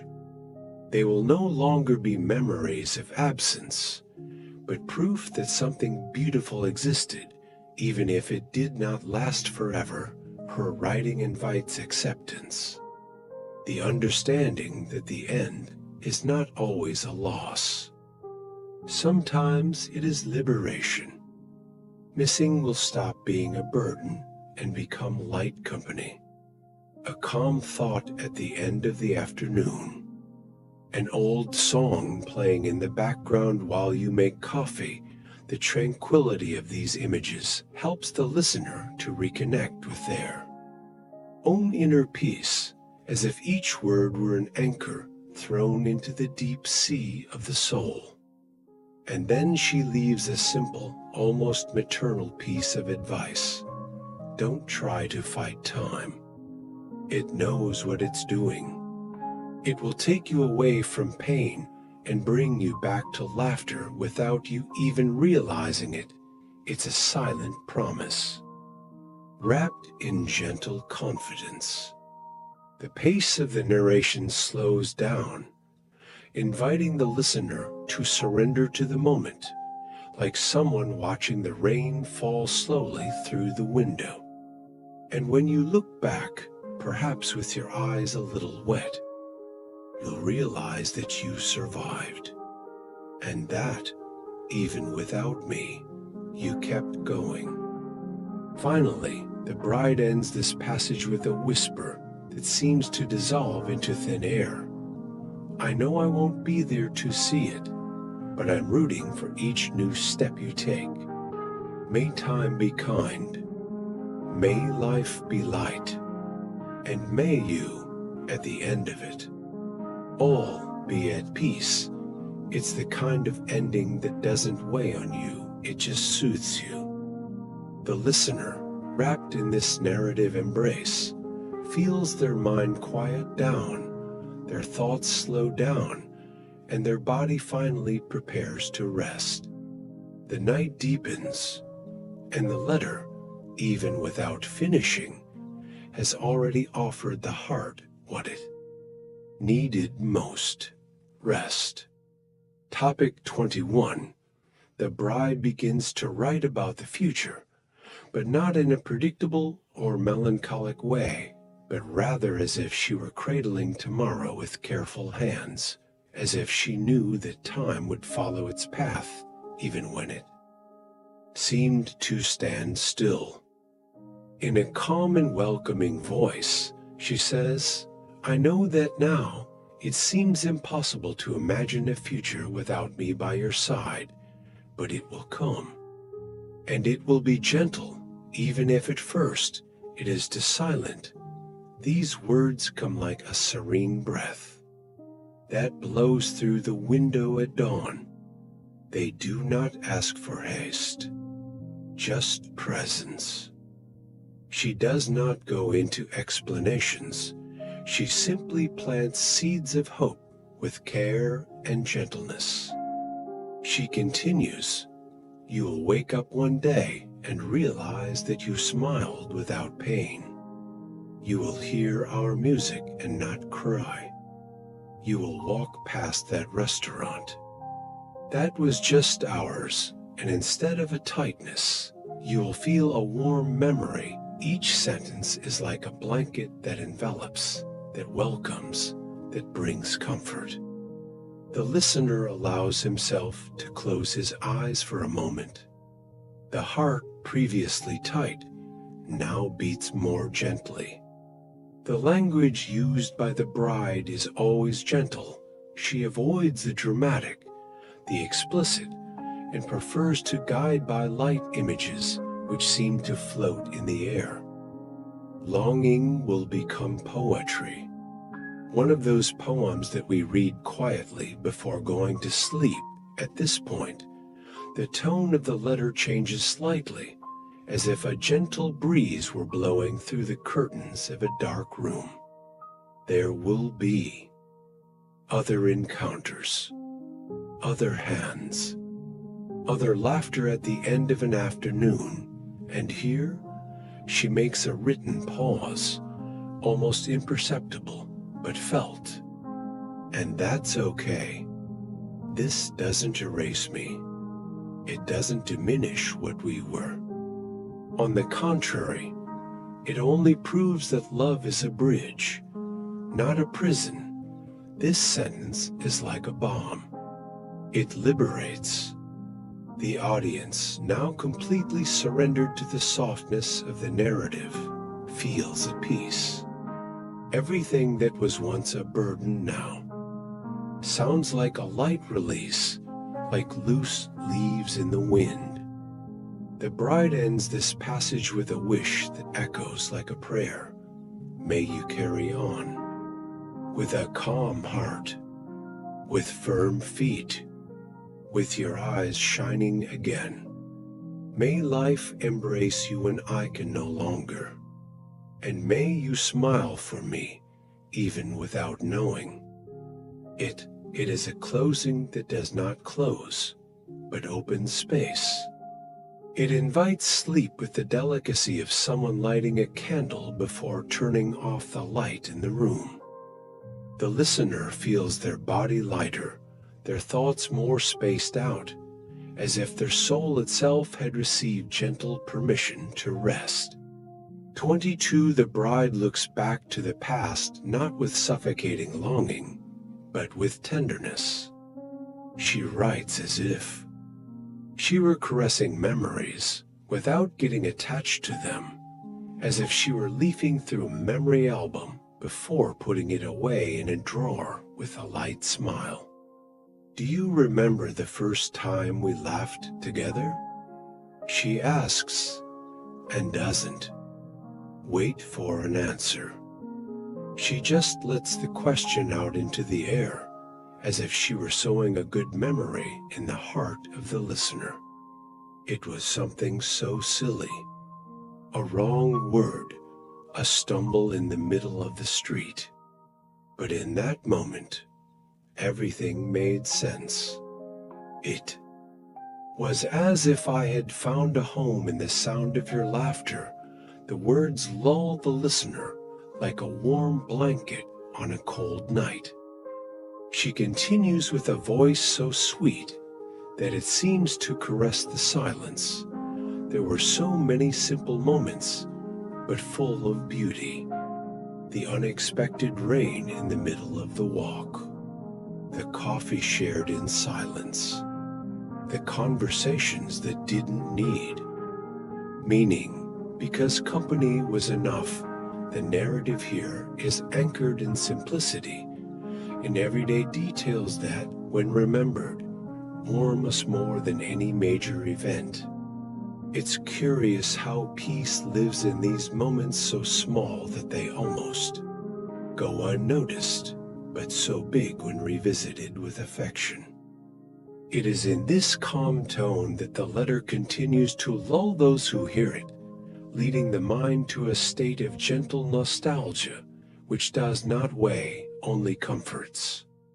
The bride then reveals, sometimes when I felt lost, all I had to do was remember the sound of your voice, that calm way you said my name. It was as if the whole world stopped for a moment, just so I could breathe again. There is a long pause between each sentence, as if each line was made to be read slowly, absorbed little by little, like the rhythm of calm breathing. I wanted you to know that, however brief it may have been, everything we experienced was real. It was whole. It was ours. This statement, said so calmly, ends the passage with a silent force. The listener's mind is already immersed in this sea of gentle memories, and the heart rests in peace. The letter thus continues to fulfill its purpose, not only to tell a story, but to lull the listener to sleep.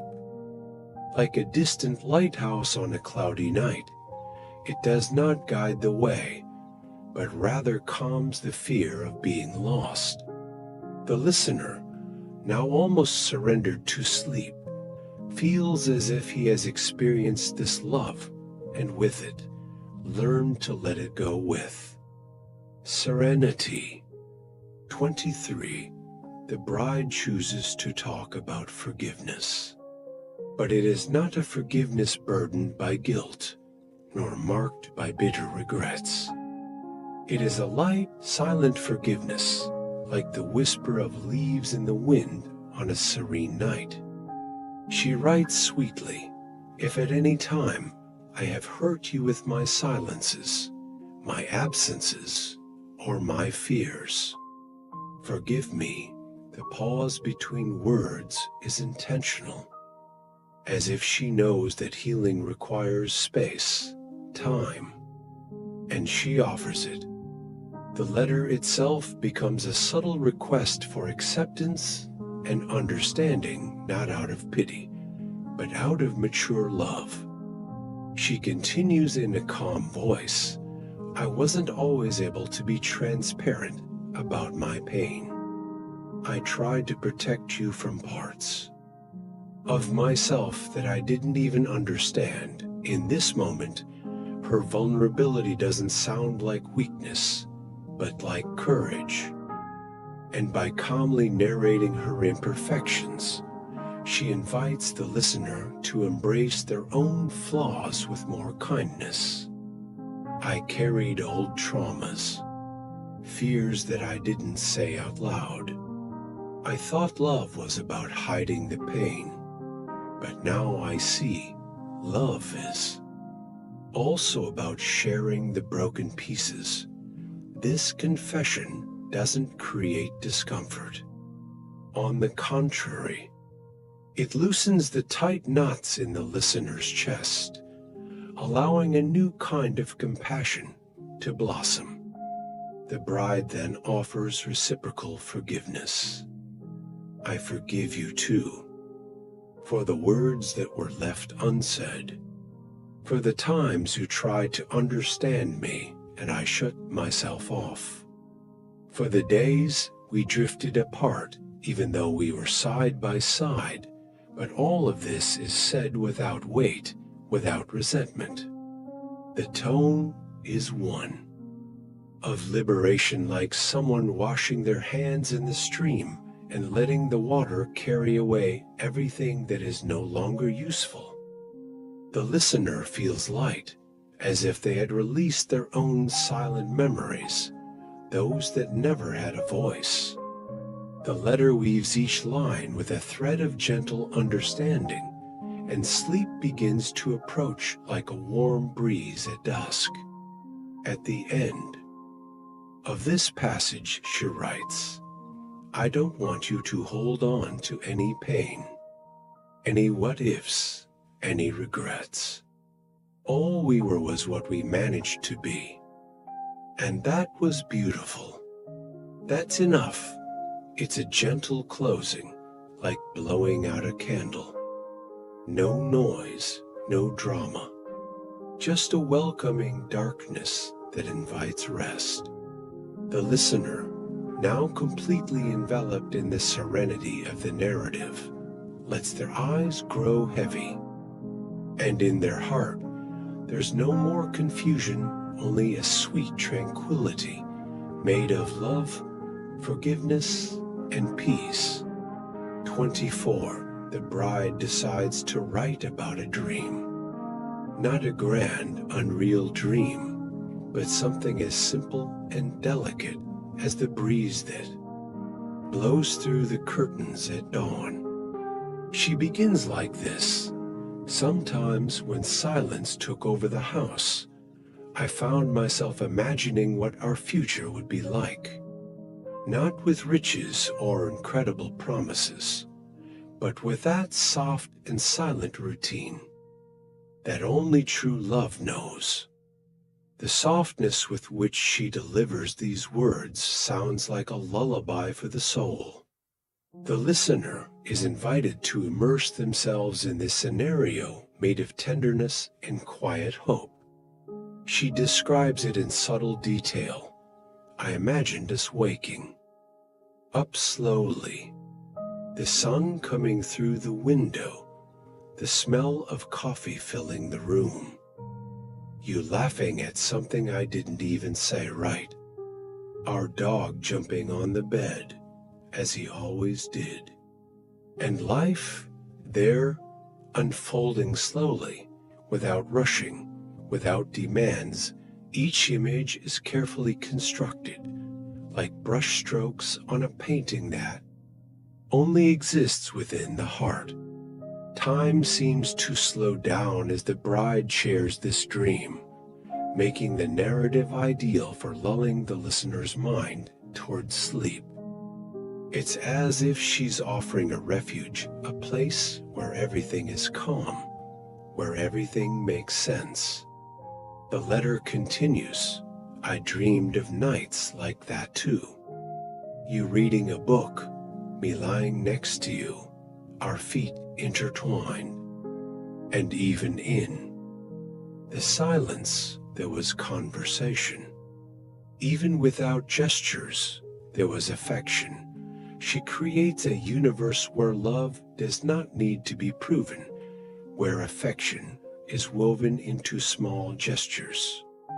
I think that was my most beautiful dream. 2. Be sure that we would grow old side by side, without having to shout to be heard, without having to run to be reached." The listener, already enveloped in feelings of comfort, is led to visualize this future that, although it does not happen, exists entirely in the character's imagined memory. At the end of this passage, the bride leaves a light but sincere confession. Even now, even though I'm far away, I still go back to this dream from time to time. Not to suffer, but to give thanks. Because only those who have truly loved can dream beautifully, and then, like a tide that recedes after touching the sand, she ends this moment of sharing with silence. A silence that doesn't weigh heavy. A silence that soothes. The listener at this point no longer needs anything else. The story has become comfort. The words have become a pillow. And sleep, finally, allows itself to arrive.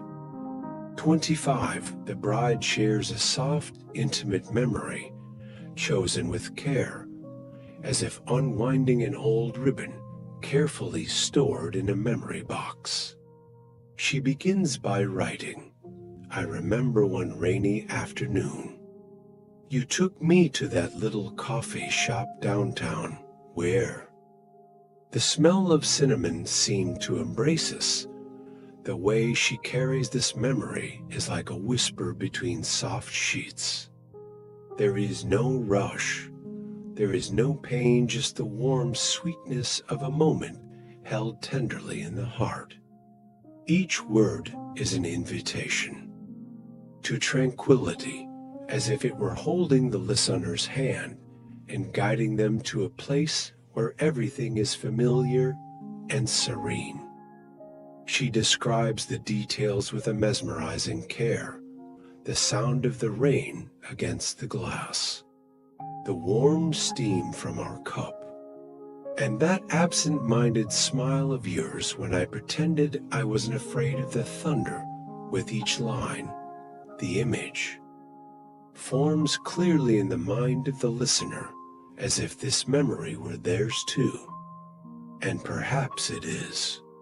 Because the scenes she describes are universal in their delicacy, small, almost invisible moments that gain infinite value when revisited with love.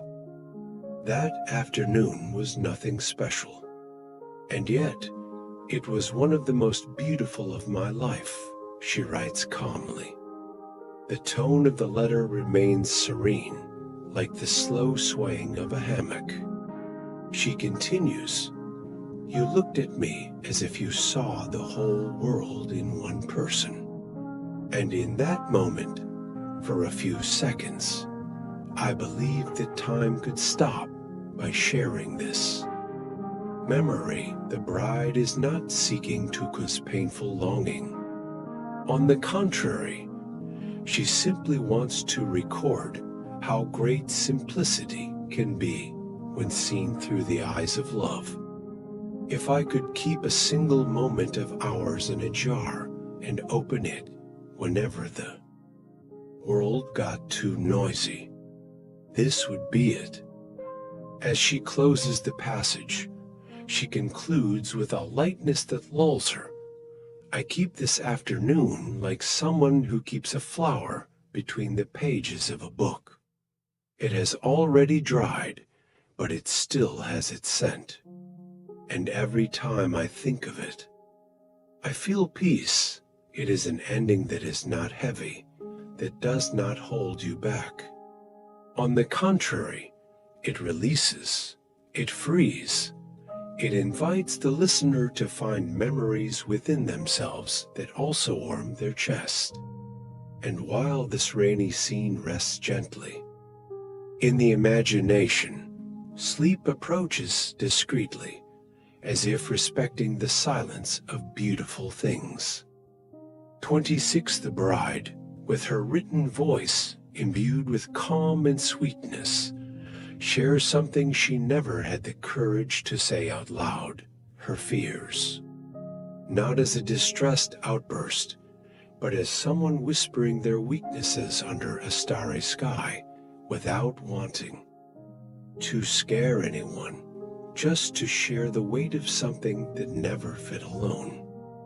She writes, I was always afraid of not being enough, that the love I gave you was too little, or that my silences seemed like distance, when in fact it was just my way of feeling everything intensely. The words come like a night breeze, soft and honest, revealing not drama, but the quiet depth of a heart that loves in silence. She doesn't blame or complain. On the contrary, each line is a gesture of affection. You always gave me space to be who I was, but even so, I hid inside myself, thinking it was safer. At this point, the listener feels a serene empathy forming, because everyone, at some point, has felt afraid of not being enough. The bride continues, afraid of disappointing you, of getting my words wrong, that one day you would wake up and realize that I was just an ordinary woman, full of cracks. But even these cracks, she describes lightly, without sadness, just as part of the landscape of the soul. The tone remains delicate, like a piano playing spaced notes in the background. I thought I had to be perfect to be loved, and maybe that's why I kept quiet so many times, hid so many things, including what I'm about to tell you.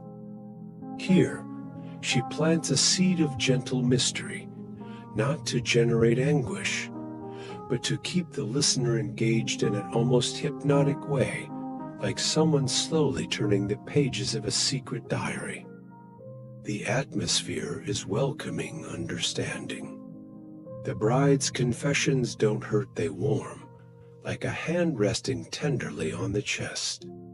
At the end of this passage, she writes, if I write all this today, it is because I want you to know that my love was never small. It was just quiet, like a calm river, deep, and sometimes hidden among the rocks, and then she leaves the rest for the silence to say. The listener, welcomed by this gentle confession, feels their body lighter, their mind calmer, because realizing that even in love there is fear, and yet it continues to be love, brings peace. And in this peace, sleep begins to settle in, like a child who finds the right lap to fall asleep. 27. The bride begins to delicately reveal the most guarded secret of her heart. She does so neither with heaviness nor with guilt. Her words are careful, wrapped in an almost sacred serenity, as if each sentence were written to the sound of slow music, played in the distance. She takes a deep breath before confessing, "There is something I have never told you," not out of dishonesty, but out of fear of breaking the spell of the life we dreamed of together. And at this point, the listener snuggles closer to their pillow, not in tension, but in calm expectation, like someone opening an old letter with trembling hands and a calm heart. The revelation is not a rupture, but an opening. The bride writes, "Before I met you, there was an episode in my life that remained like a shadow, even on the sunniest days. Something I carry, not by choice, but by survival." She describes the secret with soft metaphorical words, as if she were rocking a frightened child. It was a forced silence that I had to accept, a choice that was not mine, but that shaped me. And since then, my greatest fear has been to be seen in the light of that past. The narrative does not go into explicit detail, because it does not need to. The important thing is not what happened, but what she felt, and she conveys this with beauty and calm. The listener is led through this confession as if walking through a field covered in fog. It is not possible to see everything, but each step is accompanied by a strange feeling of peace. The bride continues, "I wanted to protect you from this.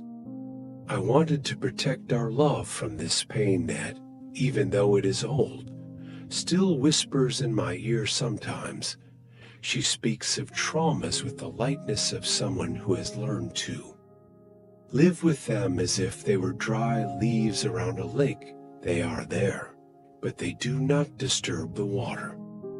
And so, the story continues to lull the listener like a gentle tale told at the foot of the bed.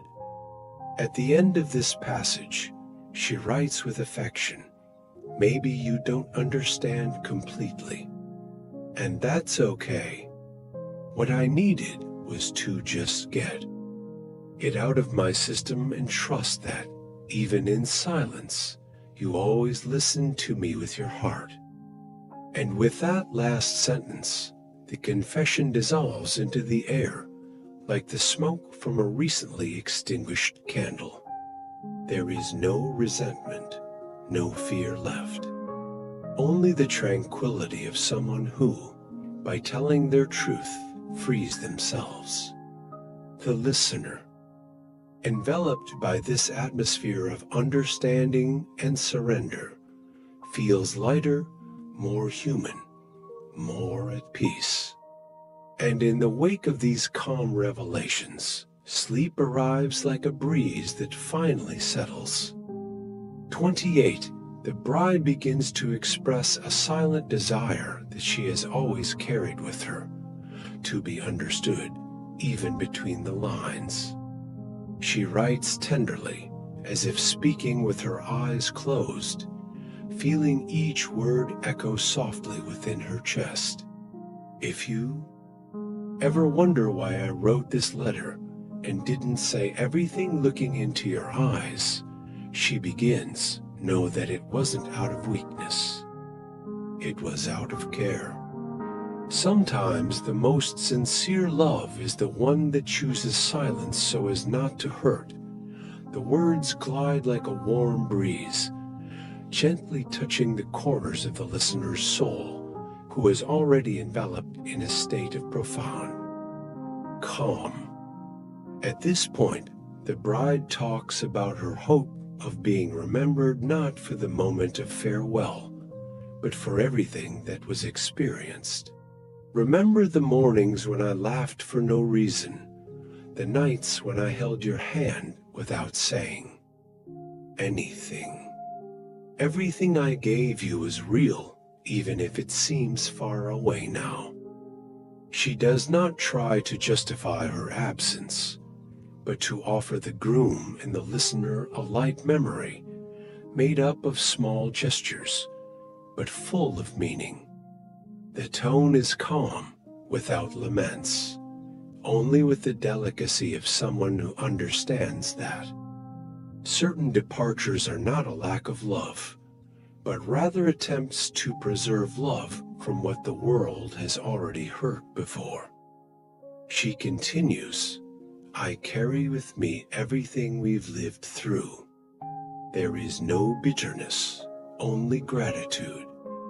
My disappearance may sound like abandonment, but in truth, it was the only way I found to let you move on lightly without the baggage.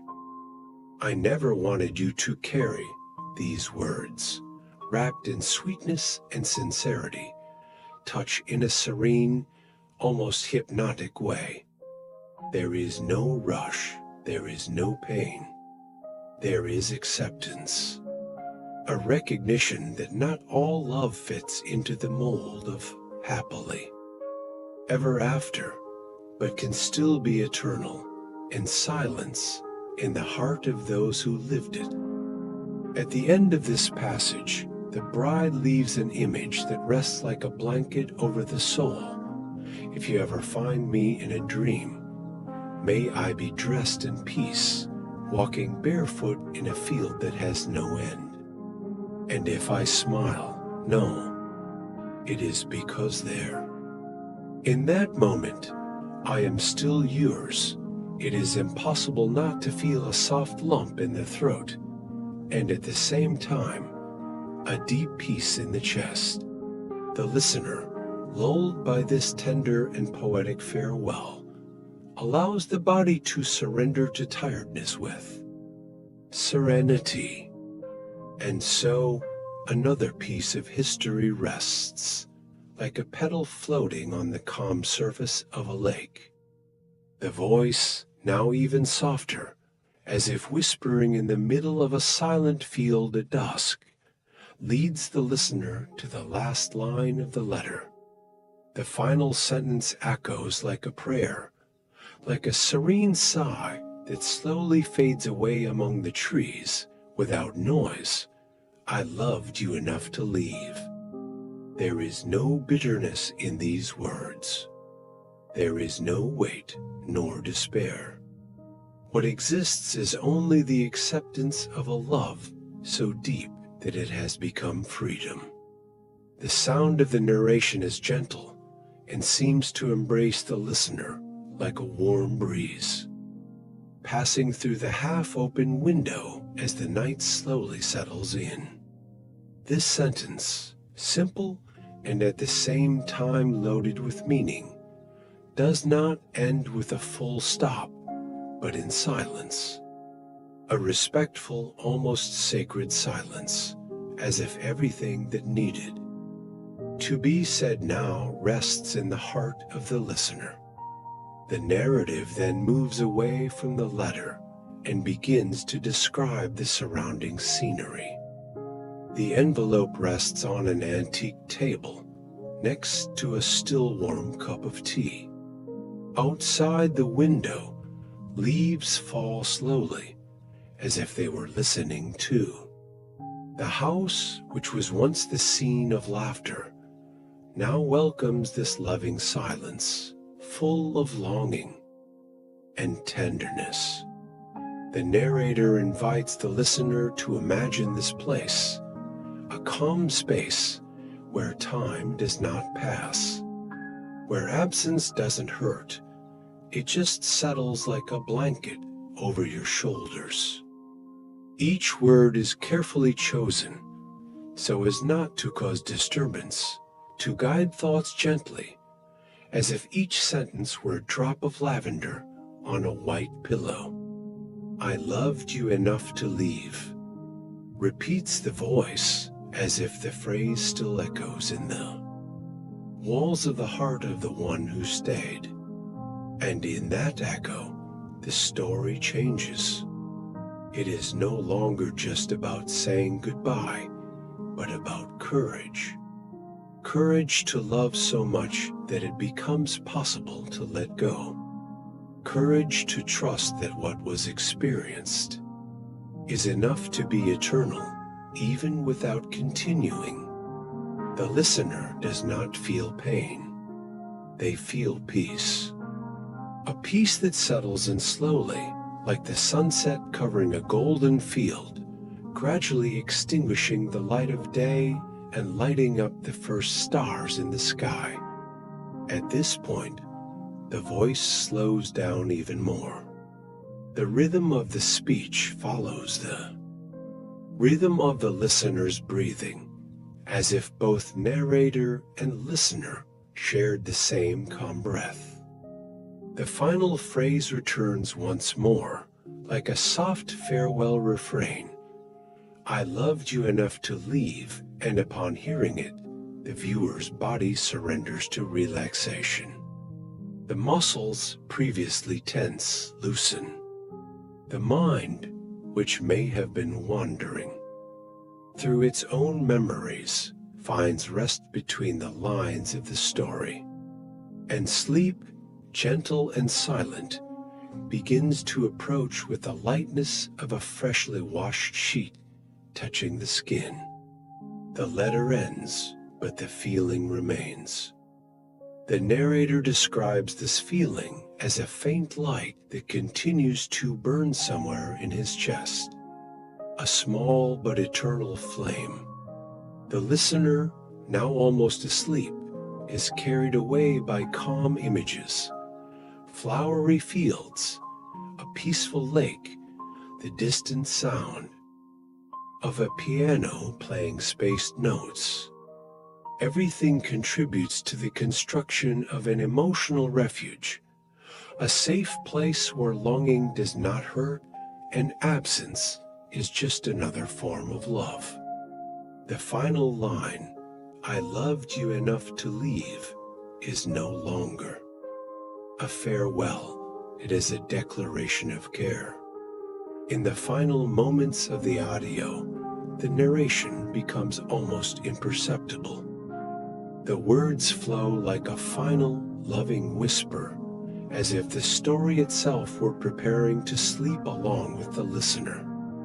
The silence that sets in after the last word is not empty. It is full of feelings that no longer need sound to exist. The listener's breathing is slow, deep, calm. And so, enveloped in the calm of this delicate confession, sleep finally becomes inevitable.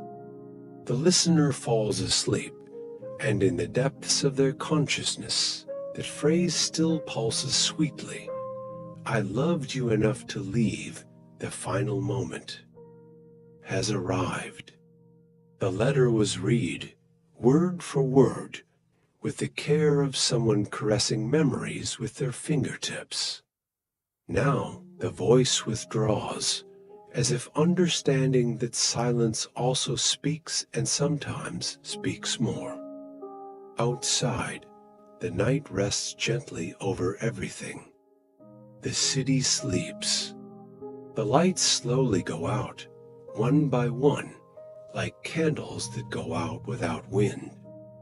A soft sound fills the gap between the last words and the silence. They are light, spaced chords coming from a piano in the distance, almost like the echo of good memories that fade into the air. The melody is in no hurry. She walks slowly, as if she were cradling a dream about to be born. The slow beats of the piano meet the subtle sound of the wind among the trees. A cricket sings in the background, patiently marking time. The sound of the world slows down. The body of the listener follows this calmer, gentler rhythm. Eyelids grow heavy. Thoughts drift away like leaves carried by a calm stream. Everything that needed to be said has been said. Everything that needed to be felt has already found space. Now is the time to allow the body to rest, the mind to float, the heart to nestle in on itself. Sound is a soft blanket over the soul, and the approaching silence is an embrace that envelops it completely. The breathing deepens, inhales, exhales, slowly, serenely, steadily. Each exhale carries a bit of wakefulness and takes away any restlessness. There is no more urgency. There are no more questions. There is only now this silent, safe welcoming. Now, the music continues, but it is barely noticeable anymore. It slowly dissolves, like foam disappearing on the shore. The story has come to an end, but its tenderness remains. A warmth in the chest, a caress in the memory. The last sentence spoken still echoes sweetly in the mind. I loved you enough to leave, and in this love that knows how to let go. The peace that cradles rest is born. The sound of the carefully constructed environment becomes even softer. Now it is almost just the sound of the night, the sound of the absence of noise, the sound of the world at rest. A soft breath, a whisper, time slowing down to a stop. The narrator, silently, has already left. The voice that once guided, now observes from afar, allowing the listener to make his or her way alone, as if guiding to the door and then waiting, respectfully, outside. The path is now internal, a peaceful dive into the world of dreams, where there is no rush, no pain, only the lightness of floating among clouds of silence. Every cell in the body feels this change. The weight on the shoulders disappears. The heart beats slowly. The mind wanders through empty, free, infinite fields. The darkness that could once frighten now welcomes. It is no longer absence, it is protection. Like the sky that covers everything with its vastness and cares without being seen. Closed eyes see more than when they were open. Faint, soft images appear unbound by logic. Sensations appear. Smells. Dreamlike textures. And sleep arrives without warning, without effort, like an old friend who just needed a safe space to enter.